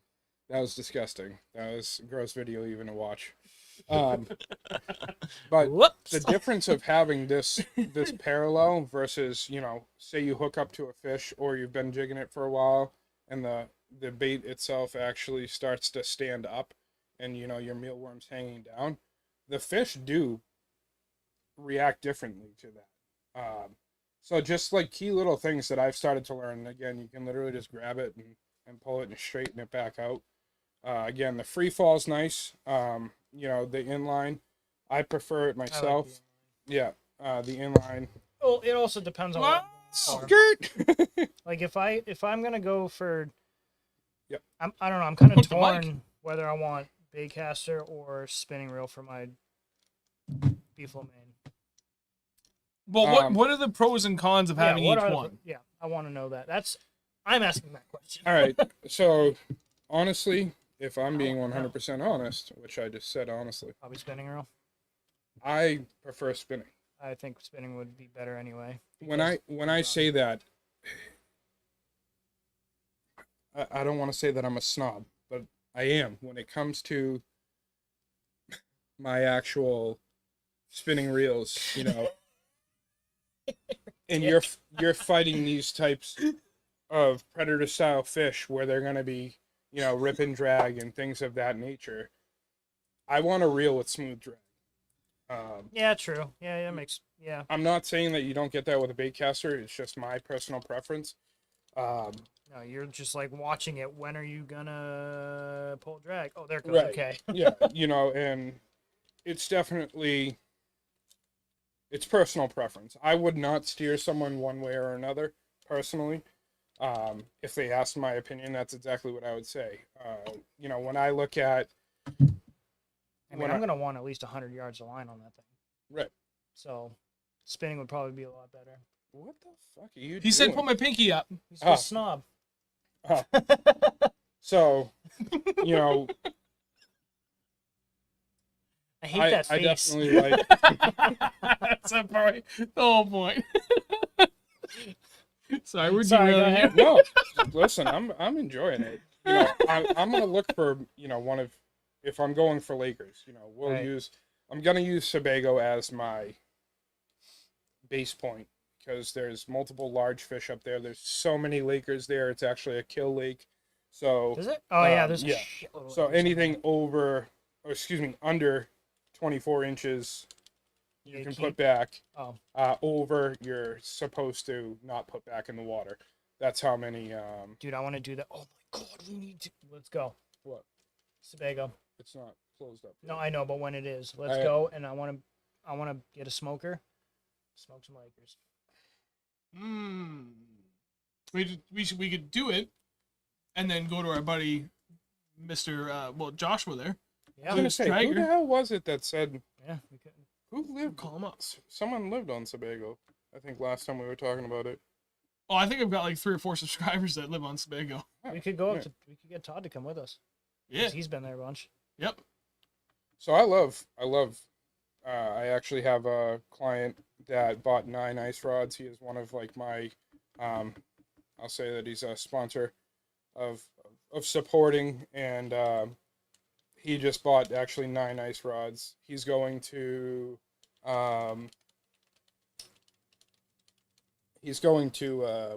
Minnesota next end of this month. So he's Minnesota. yeah, land of 10,000 lakes. Don't you know? He's going to Lake Minnetonka. So you're talking some huge fish out there. Like, So I'm pumped for Ugh. that. So guys, keep an eye out, especially on my page because he tags the living shit out of me. I usually share his stuff as well. That's going to be an exciting trip. But again, getting back to that predator style, I prefer to have spinning. But where? Okay, just personal question for go you. for it. Where would you want to go ice fishing? Like, where is your dream spot to go ice fishing? I can't say. He's private.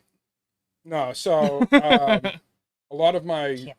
I have a lot of following on my page up in Canada, Lake Okay, Simcoe. all right, that makes sense. Mm. Oh, Literally, I mean, you guys talk about trophy bass, Dude. and they laugh. 5s, 6s, and 7s are common for smallmouth up there. Yeah, but they don't even like small. Up But there's definitely some guys up there. I've seen pictures of 30+ pound Lakers actually caught on my rods. If you're looking, That's insane. Oh, my bad. What? I heard your turbo coming down the road, and I was like, I hate him. Now I'm really gonna bang his mom. Mom, if you do, can you? You just let me know how it is. You derailed him again. Yeah, And it's 9:40. We still haven't even talked about where we're going to good. fish. What? What? Just take a big whiff. Did I miss? Did we have any questions? What'd you do? I want to go to Manitoba. Just throwing Yeah. it out there. So, that's what we were talking about. Lake. Your I would do dream some, ice fishing spot. Yeah, I would do. I want to go spend Simcoe. like a week up in Manitoba and just hit as many lakes as I can. Catch as many I walleye. can. I mean, I guess I fucking big could. I trout. could honestly pick so many different spots. I just say Simcoe probably because I see it so much. So many people are on it though all the time. Yeah. I mean, honestly, It's like the Winnie of Canada. I love just getting out. I'm about 45, 50 minutes from Sean. Excuse me. I live in Salem, New Hampshire. So I have a little honey hole that I literally go to that's in a private park. Is that the one you always catch all those fish out of? Yes. I And want to come with you. when I literally tell you it's Literally together at the same time. it's maybe 1,000 square feet. It's got to be a little bigger than that. Maybe like 2,000. 30 acres. Yeah, it's tiny. No kidding. But it's got a max depth of like 8 feet, and I literally hammered donkey perch out of there. A ton of pickerel, a ton of bass, and sunfish. It's a blast for me. It's just getting out there.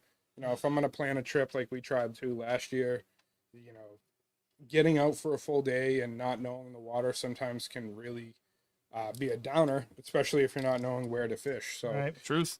kind of getting into the whereabouts, that's key sometimes. You know, for myself, Quick tip: fish where you already fish in the Right. summer. I was just about to say yeah, that. places that you know, where you know the rock piles are, where you know where the deepest holes are, all that stuff. Yeah, Go fish there and Look at find that. Perfect segue right into the next segment of the stream. that's literally what I was doing. Let's roll. Now we're talking. Here it is. This is the part where we talk about where and why and how to fish on the ice, through the ice. it. Well, both. You want to be on it, fishing through it. Yeah, not under Pro it, tip. looking up. No. I'm doing this backwards.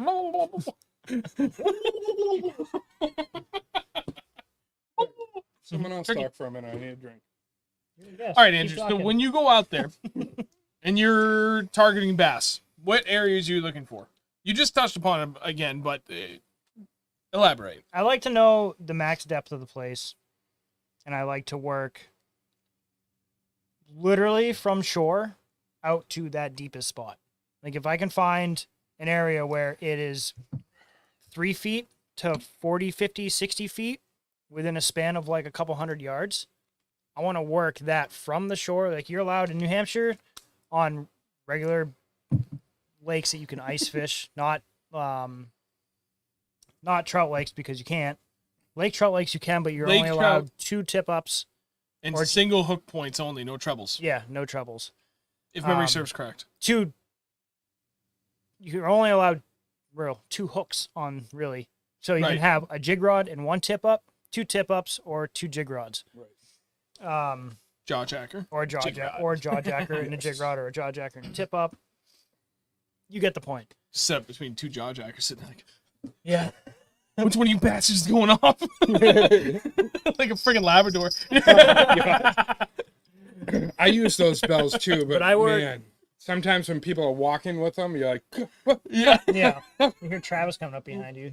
Oh, we have a friend of ours that would do that all the time. He'd walk by and just like flick your bell, or he'd have him in his pocket and just like Sit there and shake him. he's the ultimate troll. I like if I'm going to a new place that I've never been to before, I always look at like some sort of depth map for the place, and I find an area that I want to go fish in, and I will work from the shore. I'll take 1 tip up, put it in like 3 feet of water. I'll put another one in like 8 feet, 12 feet, 10 feet. 15 feet, 20 feet. I'll put them all in line until I use all my tip ups, and then find an area where those fish are starting to bite. I'll have a couple that are 3 feet off the bottom. I'll have some almost right on the bottom. I'll have some up on the bottom of the ice. Me and Kyle went fishing for browns that one day, and we had our tip ups set up. Well, actually, we were going for smallies too. We had them. I don't even remember how deep we're. Maybe 30 feet, 20, 30 feet. We had some on the bottom and then some on top, just underneath the ice because we were going for smallmouth and brown trout. We were catching smallmouth in like 30 feet of water with our shiner about 6 inches below the bottom of the ice. No kidding. They're coming all the way up. Wow. Yep. So, just out of curiosity, if you know, are they feeding up higher or are they just down low and looking up? Like when knows? we're targeting smallies, okay, because No idea. how many times we said that when we're targeting smallies? One of the things. I mean, we're way better at it now, but early on in my time, I always broke it down to like, okay, what are they doing today? Are they feeding up or are they feeding down? And they could be down but feeding up, and vice versa. So that's how we kind of. I mean, they Figure could have our been way out. cruising I'm curious. around. yeah. Who knows?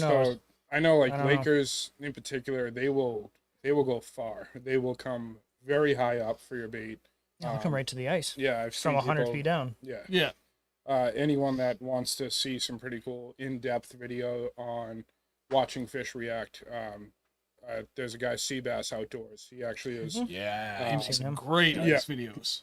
So he actually is the one that I talk about, where, his his Lakers that he's caught. I mean, like I said, I think 37 pounds last year was the big one that he had got.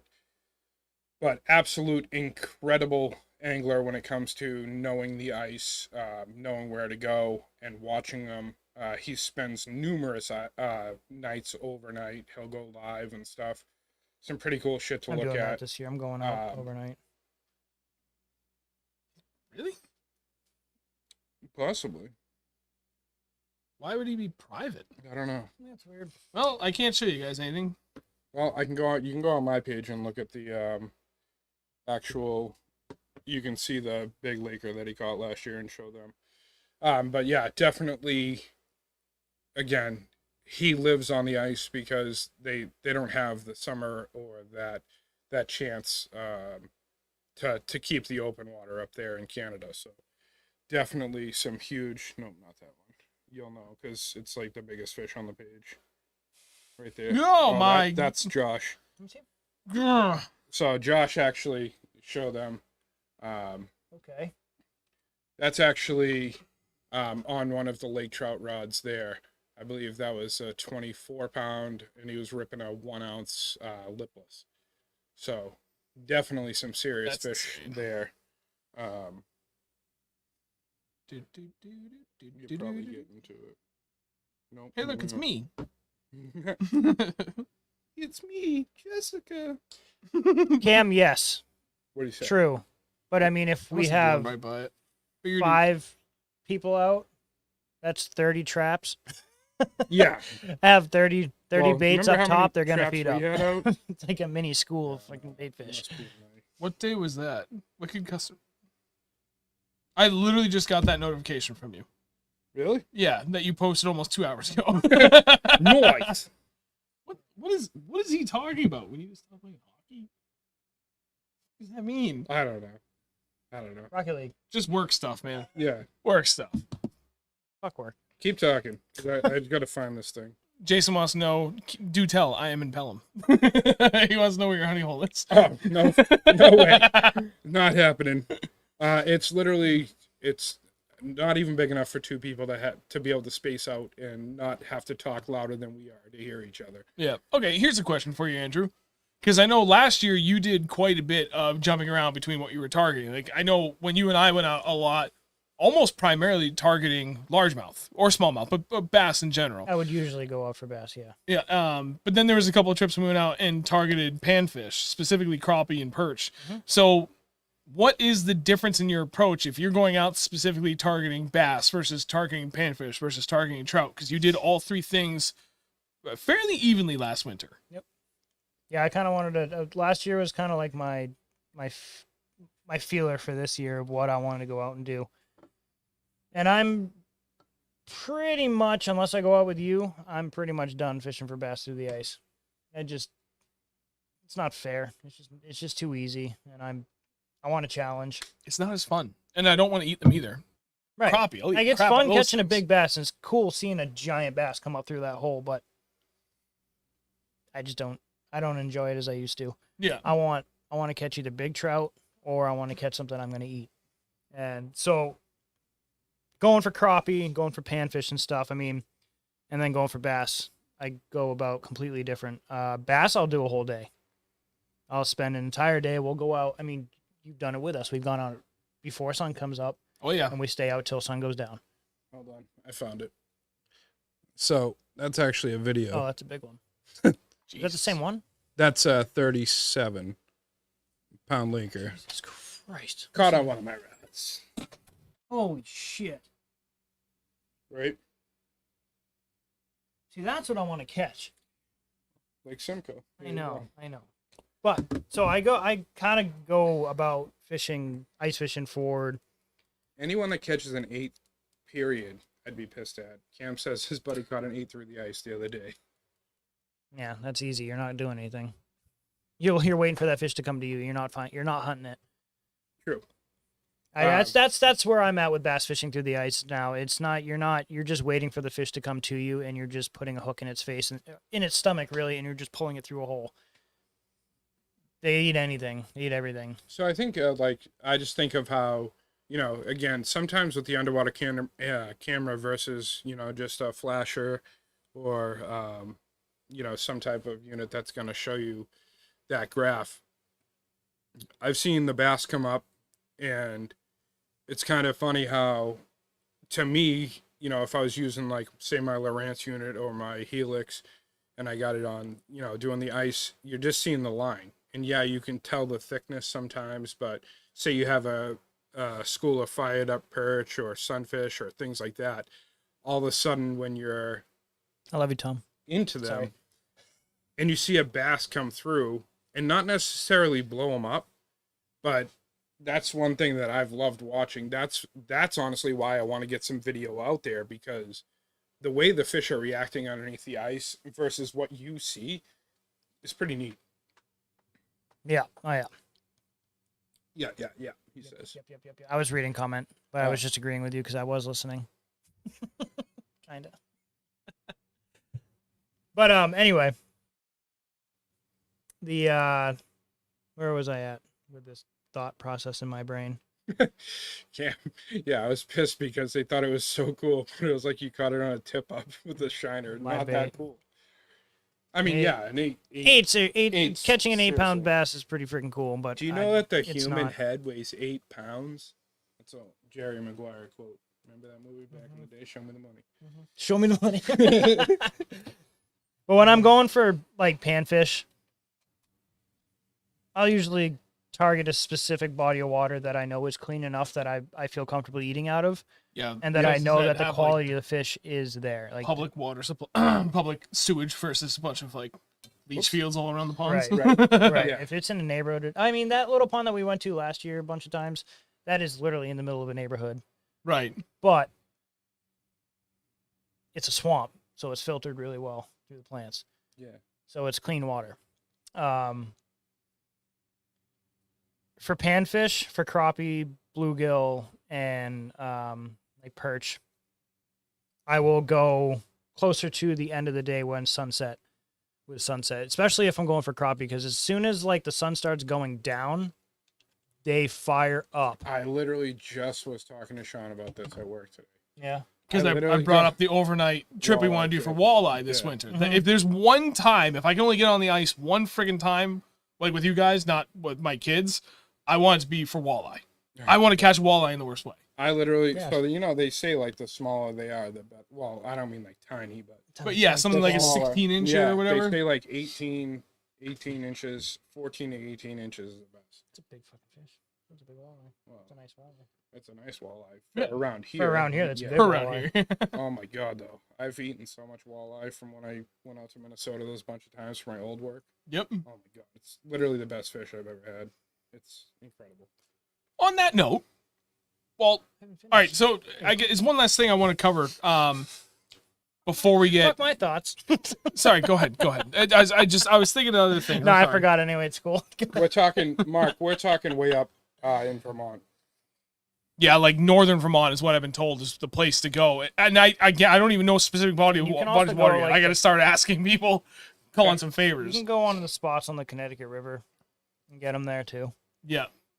I don't think I'd be ice fishing in Connecticut. I did. In the setbacks, you'd be did you? fine, but I Yeah, don't I know if did. you get the walleye in there. Yeah, I don't think so. Maybe deeper. I don't know. That's- Setbacks. Dude, the one we were in was like 45 feet deep. Holy crap! Oh, Really? shit. Yeah. Oh, that's Jesus amazing. Christ.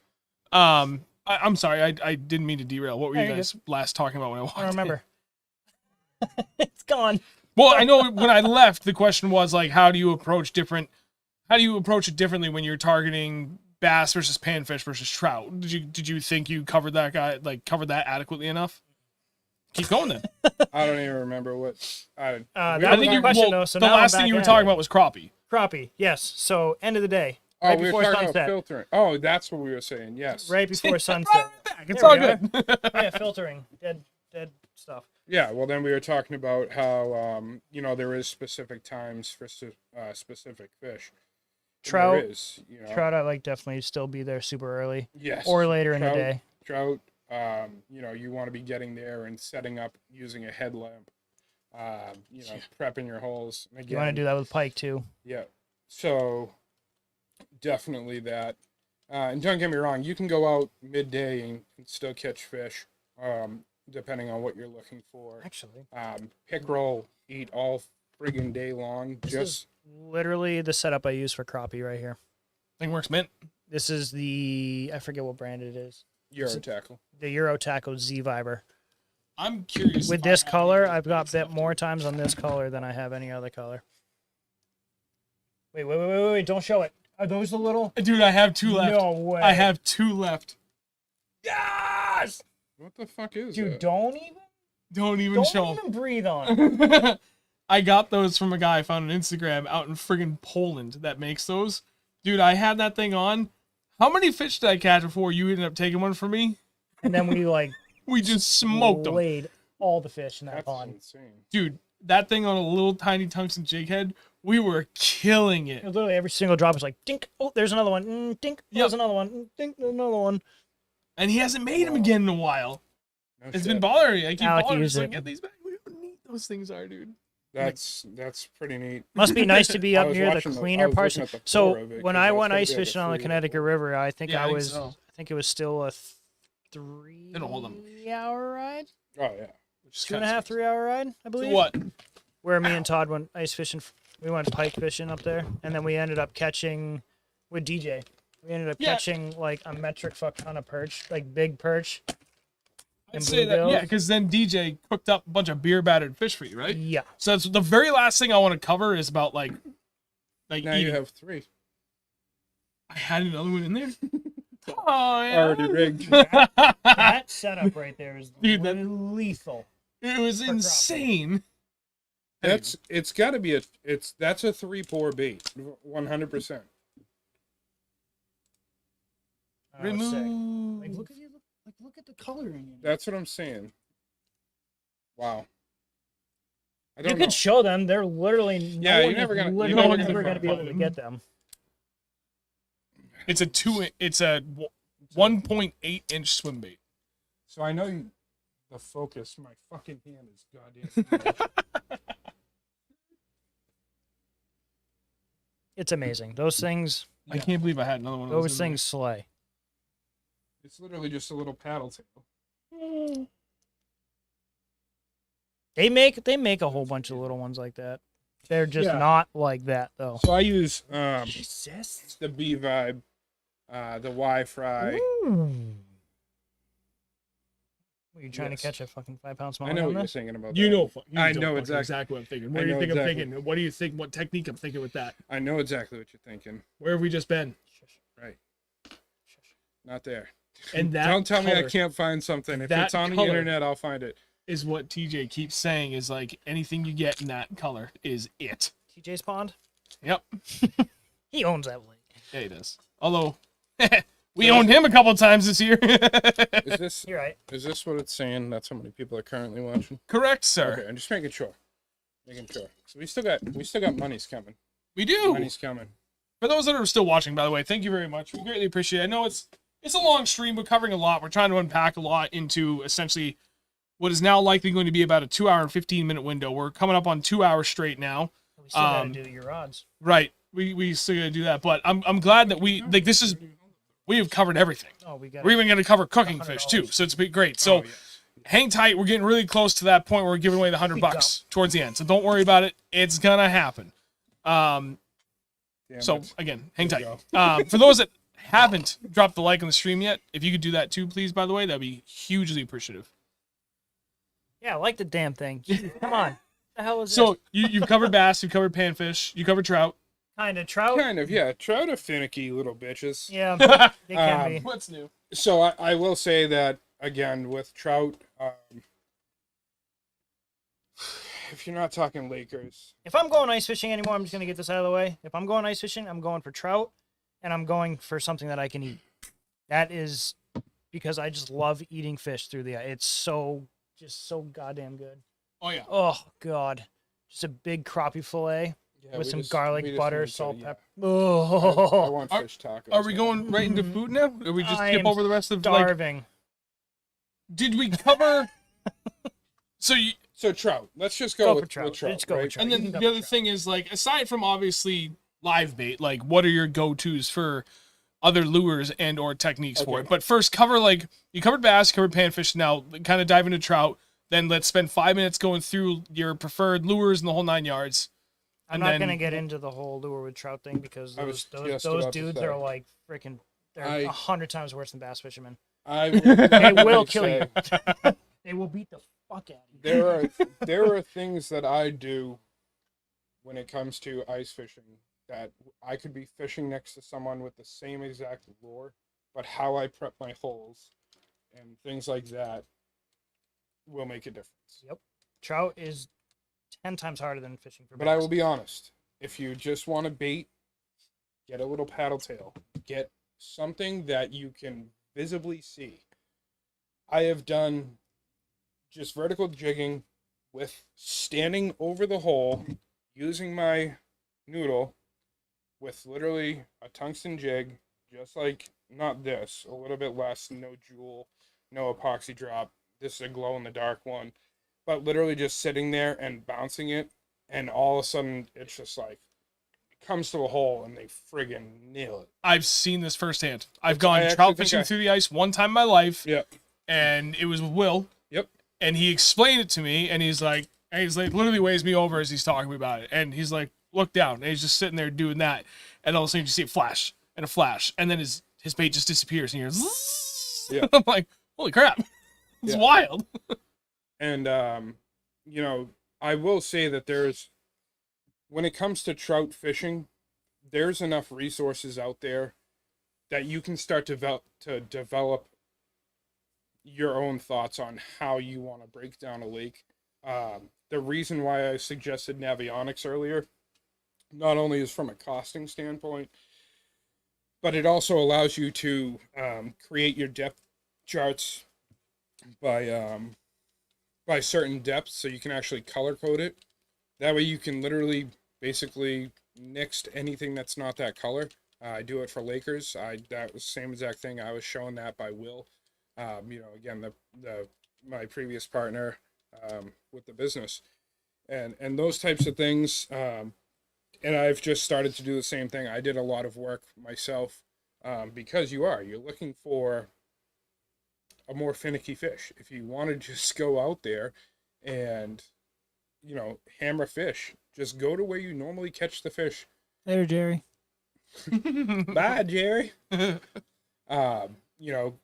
Look for those, those breaks where you knew there was a lot of vegetation, because there's going to be stuff buried in it. Submerged trees, things of that nature. Fish school up on, those down trees, especially like old pine and shit like that. Oh yeah. If you happen to see, it's one of my favorite things to do when I'm out ice fishing. During the high winds and some of these big storms, it brings down big, pieces of pine. I'll pin it on my Navionics, and then I'll go there and I'll fish that spot in the springtime, because the chances of it breaking down or even getting all the way through the ice by then is slim, which means you have new structure, which is going to be something that, unless someone else did that same exact thing, an advantage for you. And again, it's not like I'm sharing like a golden secret here. I used to hide my Christmas trees in the water A lot of people do that. before. But you know what the only problem is that pine breaks down really fast. Very fast, Yeah. especially Christmas trees. They're only usually good for about a season, maybe two. Yep. I will agree to that. So I haven't done that in years, just because I don't have a fake. I have a fake tree Yep, I do too. My allergies couldn't take it anymore. Every year now? now. yeah, burying fake trees. I mean, That's a good fucking drowning. idea. Yeah. No, that was great. That was a good breakdown. An initial breakdown, kind of higher level view of the difference from trout to panfish to bass. Did you just ask a question? No, I was just kind of. I'm I sorry. was thinking, and then I It was. was silent, and I'm like, holy shit! I like blacked out for a minute. I didn't hear I a word was he said. I was That's trying my to think life. if there's anything else I wanted to elaborate, and then at the same time, I was like, this pause works for them too. If like something comes to mind, they can jump in. But I think That covers everything. Let's go log me some oaks. Yep. Did you just Google That's- hardest wood in New England? I think it'd be ash, right? I think you're right. I think ash is. No, So ash is like the highest. It's actually ash is also the highest BTU burning wood. Really? Yes, Okay, so yeah, it's gonna be the hardest, most like highest density, that's a lot of I'll throw some steel structures down in some ponds. right? the.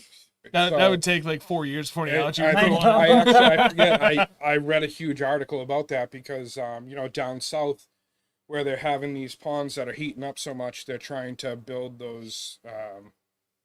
I guess I'll just call them aquatic areas for fish to reside in.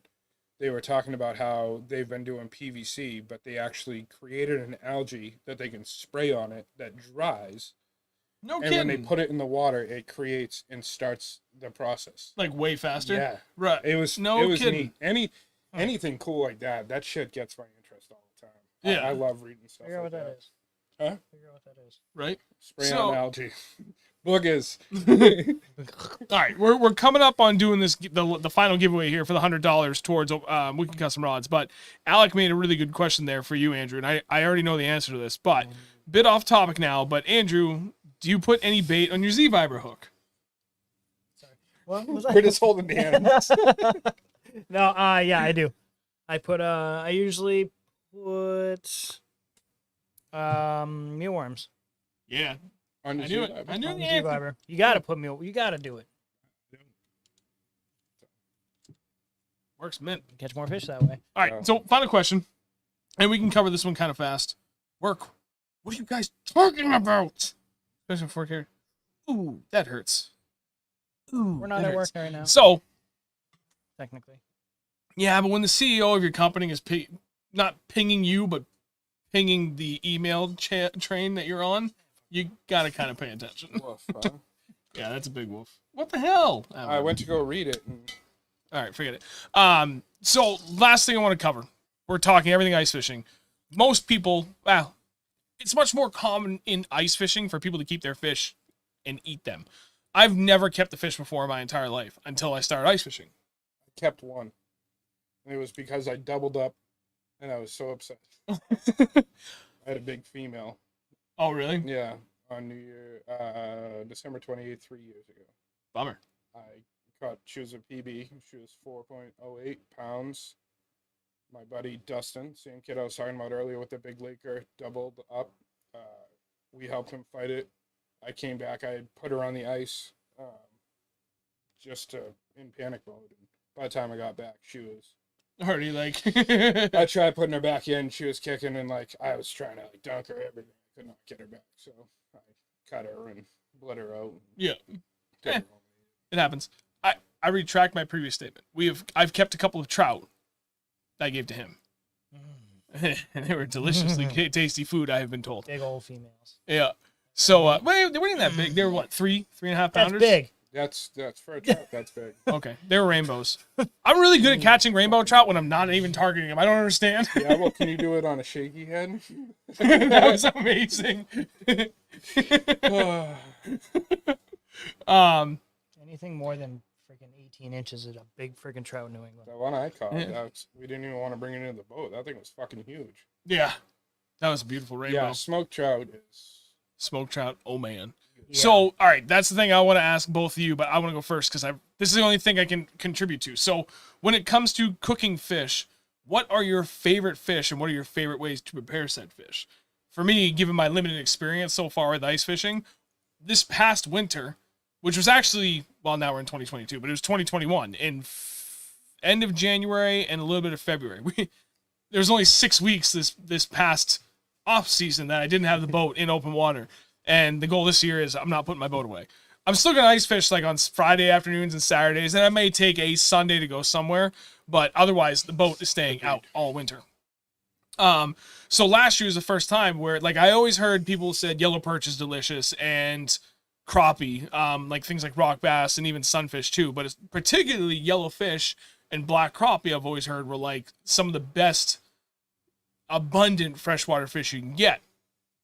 So finally kept some for the first time last year, and talking with Andrew kind of came up with my own recipe for cooking it.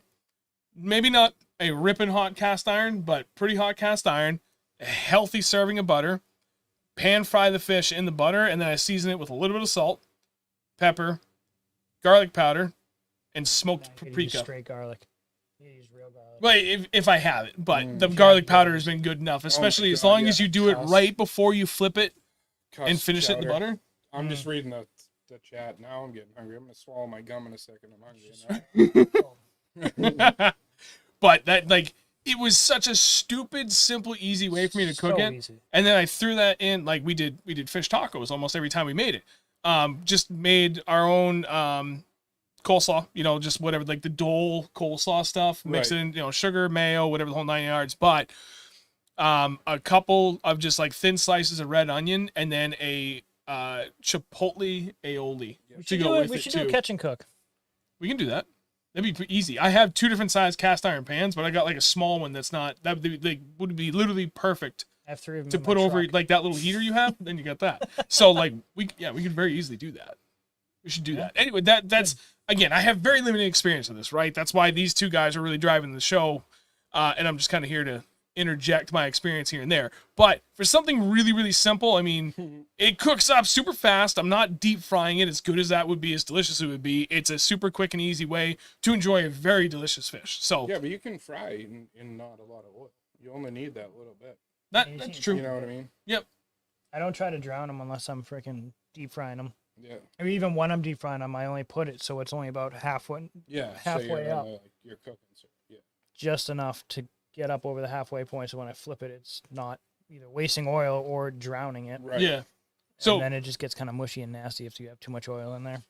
fair point. So my wife Well- doesn't like fish, so if I cook any fish in my house, so ice wise, no, I cook it on the grill. So I'll like the trout that I was just talking about that I brought home. I did diced red onion, and lemon, and then some spices. Filleted her open, kept the skin on, and stuffed her basically, wrapped her. So a little thing is I put ice, a couple pieces. It'll actually help steam off the skins. Mhm. So I'll throw a couple ice cubes in there and then a little bit of butter as well. So Alec, that's pretty much what I do with perch. Sometimes I add hot sauce to it, like the buffalo sauce. Sometimes I don't. But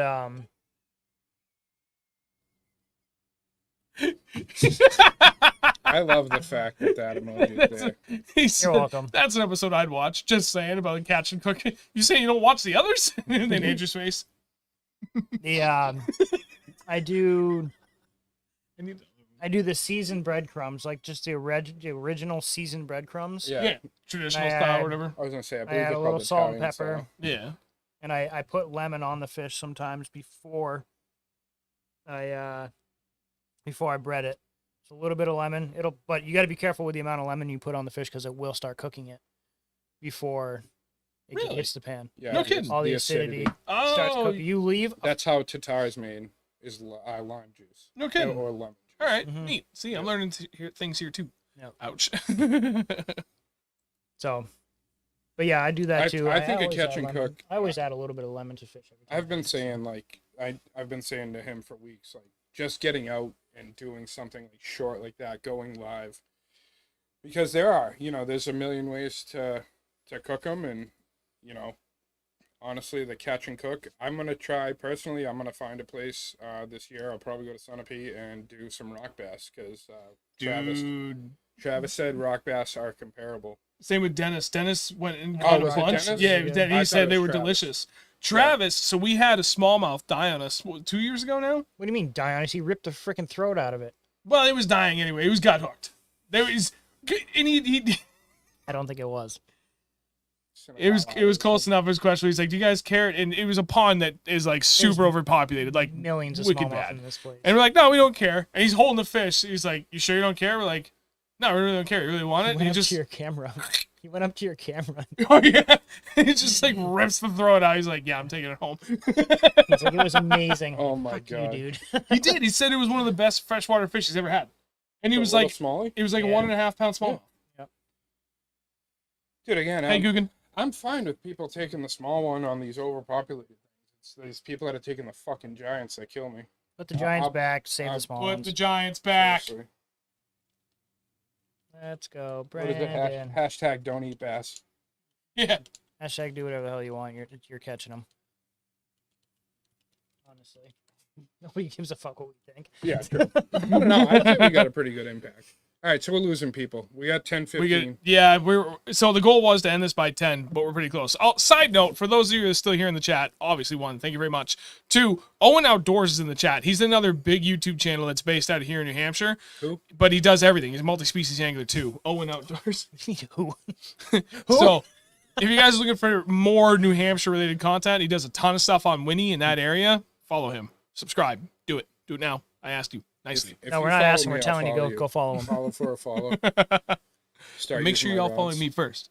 So at this point, like if there's any other questions you guys want to fire off right now, like at the same time we're doing this final giveaway, now's the time. If you guys have tons of questions, I'll stay here. If everybody wants to cut out, I'll be here to answer as many questions as I can if you guys have them. So fire them out. Other than that, this is the reward for everybody that stuck it out for the whole show. For those of you who did that, again, thank you very much. We greatly appreciate it. I think this is a really good show. There it is. We covered a lot. Oh, It was very comprehensive. I don't think it was. Oops, sorry about You're good. Inappropriately. I don't think it was mislabeled by any means. It was spot on. We literally covered everything. Very high level view of everything, but we got it. that was What? very close. Would you say? Nothing. Drive me. Okay. No, he was down here somewhere. Oh. Close. He started first. I just won. Oh That's all. God. I'm gonna turn this down. I keep blowing out the mic. I see that. You. So, without further ado, let's do this. So, now before we say what we're doing, because this is the big giveaway, Oh my God. Seriously. I'm making a In this decision now. in this one, I'm gonna be the guy. They gotta pick the exact number. Yes. Okay. There are Exact. 31 people here, so I'm gonna say 1 through 75 or 1 through 50. 150. 1 through 50. 31 viewers, so 1 through 50. I gotta be a little higher. 1 through 80 or something One like through- that. Yeah, let's do 1 through. 1 through 80. Okay. Start. It's 10:17 on my phone. We're gonna go to 10:20, and then we'll pick the winner. 1 through 80. It's got to be the exact number, and we'll keep drawing until we get that number. But You get one. time guess. starts now. One guess. guess. That's it. You don't need to repeat it. No, and again, it's $100 credit towards Wicked Custom Rods. You can use it for whatever you want. Ice rod, open water rod, doesn't matter. It applies to everything. Now's the time to hit it up. Again, for everybody that's still here, thank you very much. If you haven't done it yet, again, final reminder, just drop a like on the stream really quick, please. For those that come back and watch the video after it's gone on the channel, also drop comments. Like some of the biggest things that help drive channel growth through everything. Sorry. Didn't we say Is- 1 through 80? I did say 1 through 80. Justin, you gotta Justin, how pick dare you. something again. A little smaller. Likes, the amount of like how much of a video people watch, like overall viewer retention, and comments. Like those are all huge drivers for the YouTube algorithm. So for any of you guys that are wanting to go and help do that extra mile, aside from sharing it on social media anywhere you do, like that's the biggest thing more than anything. Just getting more people's eyes on it. Like it's all super helpful. I've been making a more of a point to ask this, not only in the streams, but in the regular videos that we do as well. And it's helping immensely. So again, thank you guys for that. Like we greatly appreciate it. Anyone who's seen CKY? I've seen Yes. CKY, yeah. Help me help you. Help Help me me. help you. Help me help you. Is Justin gonna guess a quarter? new number? He's killing me. Justin, you better figure it out. It's between 1 and 80. 1 and 80. You got 1 minute, less than a minute. 10:20. I'm calling it. Cutting it short right there. We're gonna pick a winner.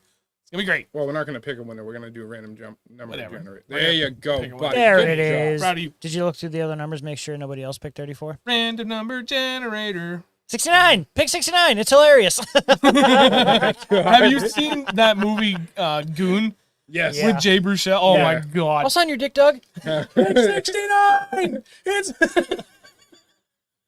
All right. What do we get? Almost 10. almost 10:20. I got it. I got it ready. I got We have T- 10 seseconds left. Joe Garassi with a very, very aggressive pick with number 1. I like it.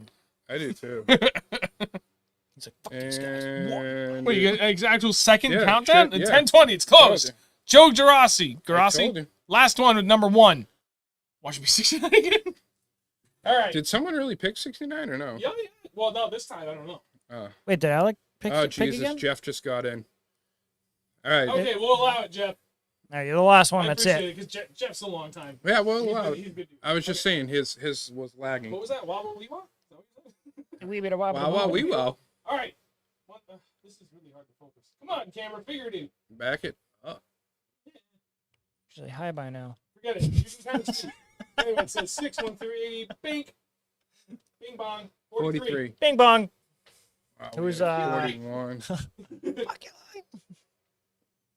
47. Oh, man, we had 2 in the 40s. Oh. No, All right. 43. Slow down, Rob. Slow down. Nobody. Whoa, why is... Sorry, guys, relax. All right, no more comments. I did 34, We got to right. look through these numbers. So, Oh, like we said, it's an exact guess this time. exactamundo. No winners? No wieners. Back to the bottom. Next. Says 43. 24. Oh, it's right there, Right there, Jeff. Jeffy. Wait, was there another one though? Was there another Oh, 24 in there? double You check. should make absolutely sure. If there was Wow. another 24, sorry, Jeff. Oh, my But God. I It don't was just think funny there that I was. did- Oh, Tom! All right, Tom. Sorry, Tom! Jeff. Oh, sorry, Jeff. Sorry. No, it's All right. Tom. Yeah, it is. It's I'll Tom. ping him just to make sure. Yep. Scroll. Tom did. Scroll. We did say that it was first in. Congratulations. Oh, that's awesome. Speaking of which, they are going to be on our show soon. Yeah. Tom and Tyler are going to be on our show pretty Oh, soon. is it swim bait, right? Yeah, I don't know how to was break trying this to you, Tom, but I don't think they make a swim bait rated ice rod. But maybe But you'll get $100 off your next swim bait rod. new signature series swim bait rod. You can throw a friggin' you throw a Huddleston. On this? Yeah, you could. a 6-inch Depths 250. citizen. Is that rated for a depths 250? Sure. On this? No, I'm kidding. Relax. I'm still dying at his comment. Scroll. Right? Congrats, Tom. I know how to get a hold of you, buddy. We'll Sorry, make it happen. Jeff. $100 to you, sir. Sorry, Jeff. Glad that worked out, though. Midnight. NFC swim bait rod. Yeet. Oh, No shit. yeah. Tom, this is going to be good. This is going to be really good, buddy.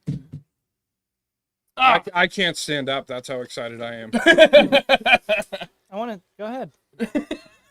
Stand up. You just locked eyes and everything. You did. Gone Bass. And good show. Sniffed his Thanks. finger earlier, Thank you, too. buddy. Good old noodle for the Pats. Don't talk to me about that bait. I'm still salty that literally I signed up for 5 or 6 of those tournaments this year. And they were literally all the worst weekends of fishing I had all freaking year. Which was basically every weekend that he went fishing. Hey, it's not true. Tom want to trade Mostly prices. true.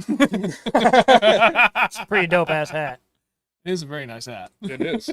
Worth about just the... You know what? You guys should also go over to them and see about their t-shirts that they have too.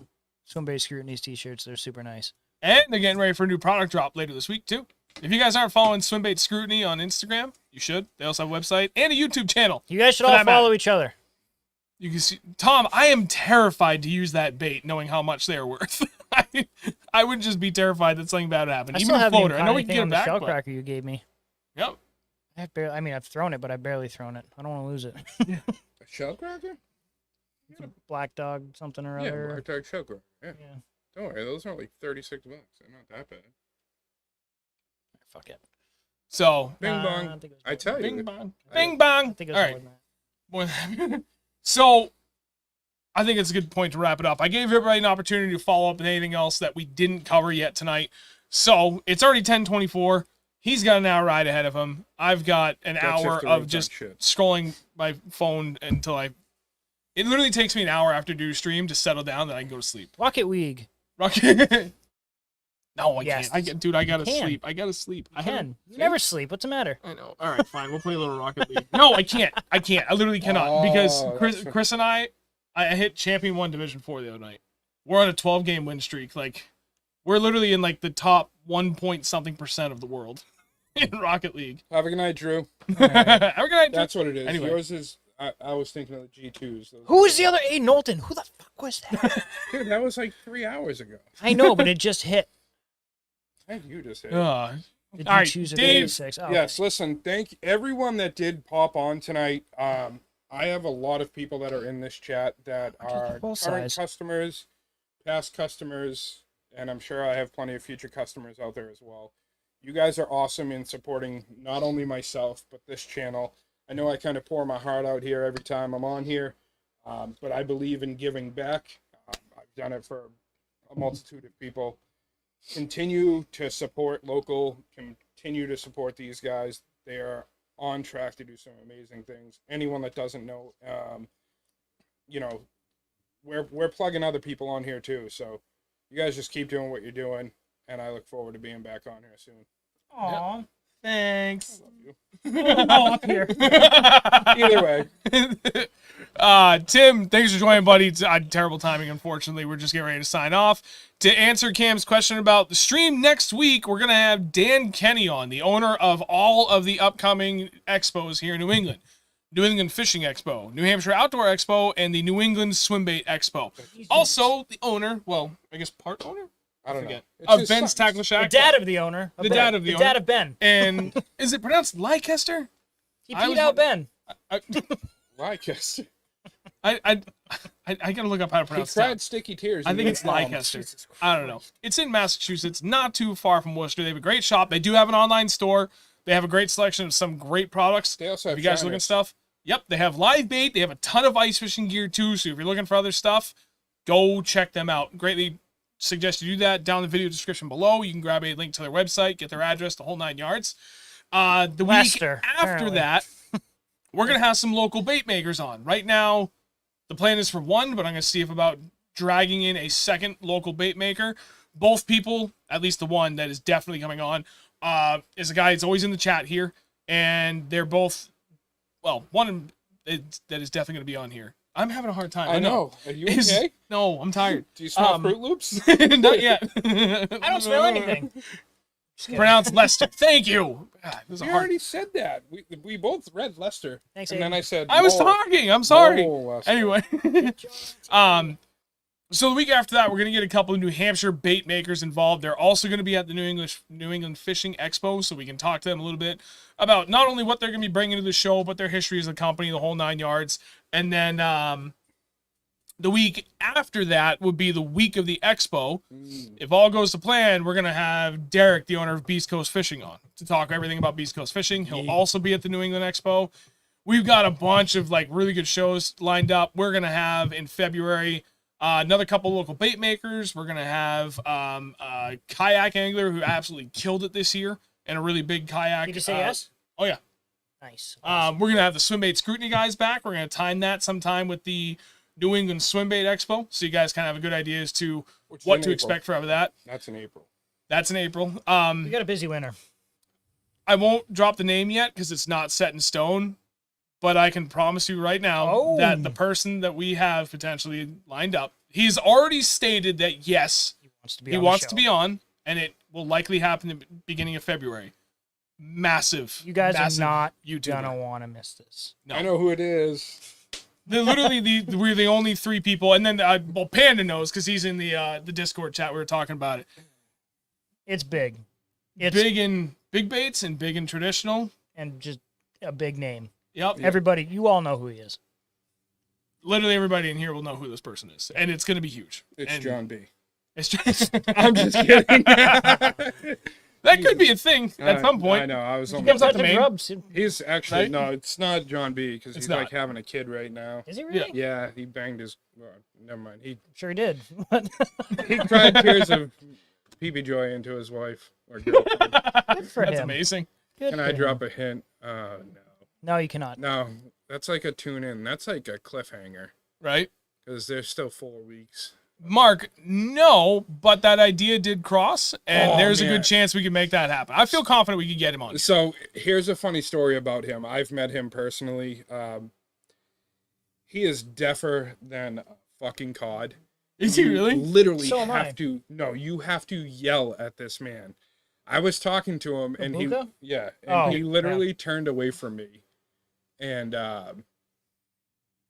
he literally turned away from me, and the guy that was standing next to him, he goes, he didn't hear what you said towards the end, and he so yells at him, and he's like, turn around.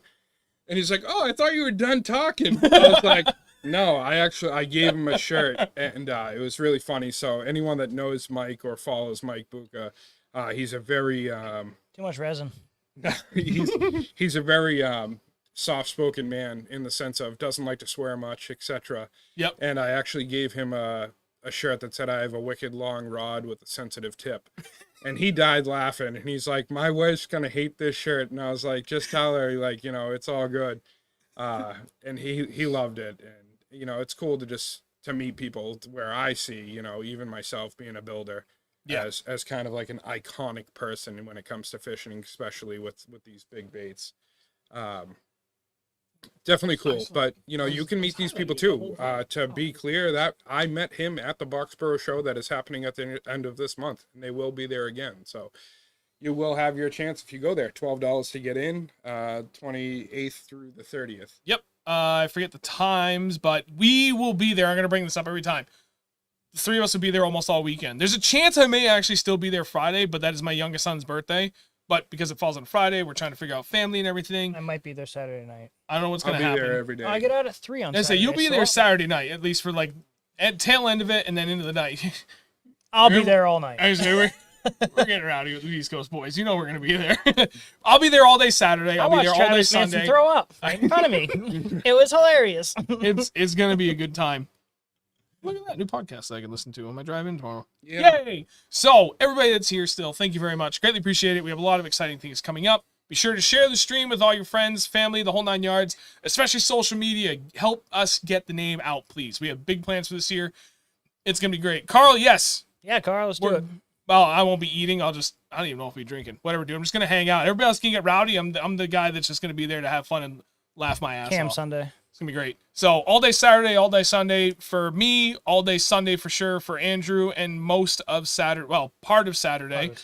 John's there the whole weekend. Wicked Custom Rods booth. I will be in his booth the majority of the weekend. There's a good chunk of Saturday. You can find me at the Beast Coast booth.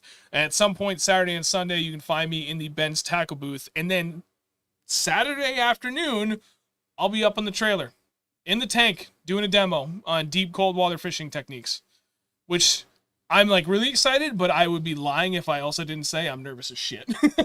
Why? I don't know. It's the same thing as just people standing in front of you, not on TV. The only thing I can think of is like when we were doing that flipping contest, and I was like, and like you and I were like dude, we literally beat Paul Elias and Steve Kennedy in the first 2 rounds, and and then like everybody came over for the final round, and I'm like sitting up there, I can't flip. Just for no reason. Well, all that's of a sudden, why like, it's just being dumb. Because you just don't know, and you're like, fuck it. there's so many I people wanna win. watching. So I don't know. I'll be fine because I get to talk about something I'm passionate about, so it makes it easier. That's a good idea. Record the demo and throw it on the channel. Record the demo and Yeah, throw I it can on the channel. The demo. Record it. Yeah, like record yourself. Think of what you want to say. Oh yeah. No, Right, that's definitely the plan. No, not record the demo. No, like record you doing it and throw it on the channel. Throw the video of me recording you on the tank, throw it on the channel. Yes. No, yeah, that's definitely gonna happen. I already thought about that. That's what he just said. Record the demo, throw it on the I'm channel. past my bedtime. My reminder came up a half hour ago. All right, we're done. Thank you all very much. Andrew signed it off. Never mind. I can just close this from here. See you next week. Bye. Just kidding. Thank you again. As always, we'll be here I'm next sorry. week, every Wednesday. The heck, Nahavu. Shut the hell up. I'm doing an outro. Oh, Boom the go. I just tried singing about that. All right. Next Wednesday, we will be here 8 o'clock with Dan Kennedy. Kennedy? Dan He's a Kenny. fucking Dave- Kennedy now? Wait, what? The, Dan Kenny. Dan Kenny. It's getting late for The me. man has right? 2 first names. David I'm Ricky Michael. Bobby. Oh my God. Ricky Bobby will be here next week. All right. See you guys next week. Have a 8 good night, o'clock, everybody. 8 o'clock every Wednesday night.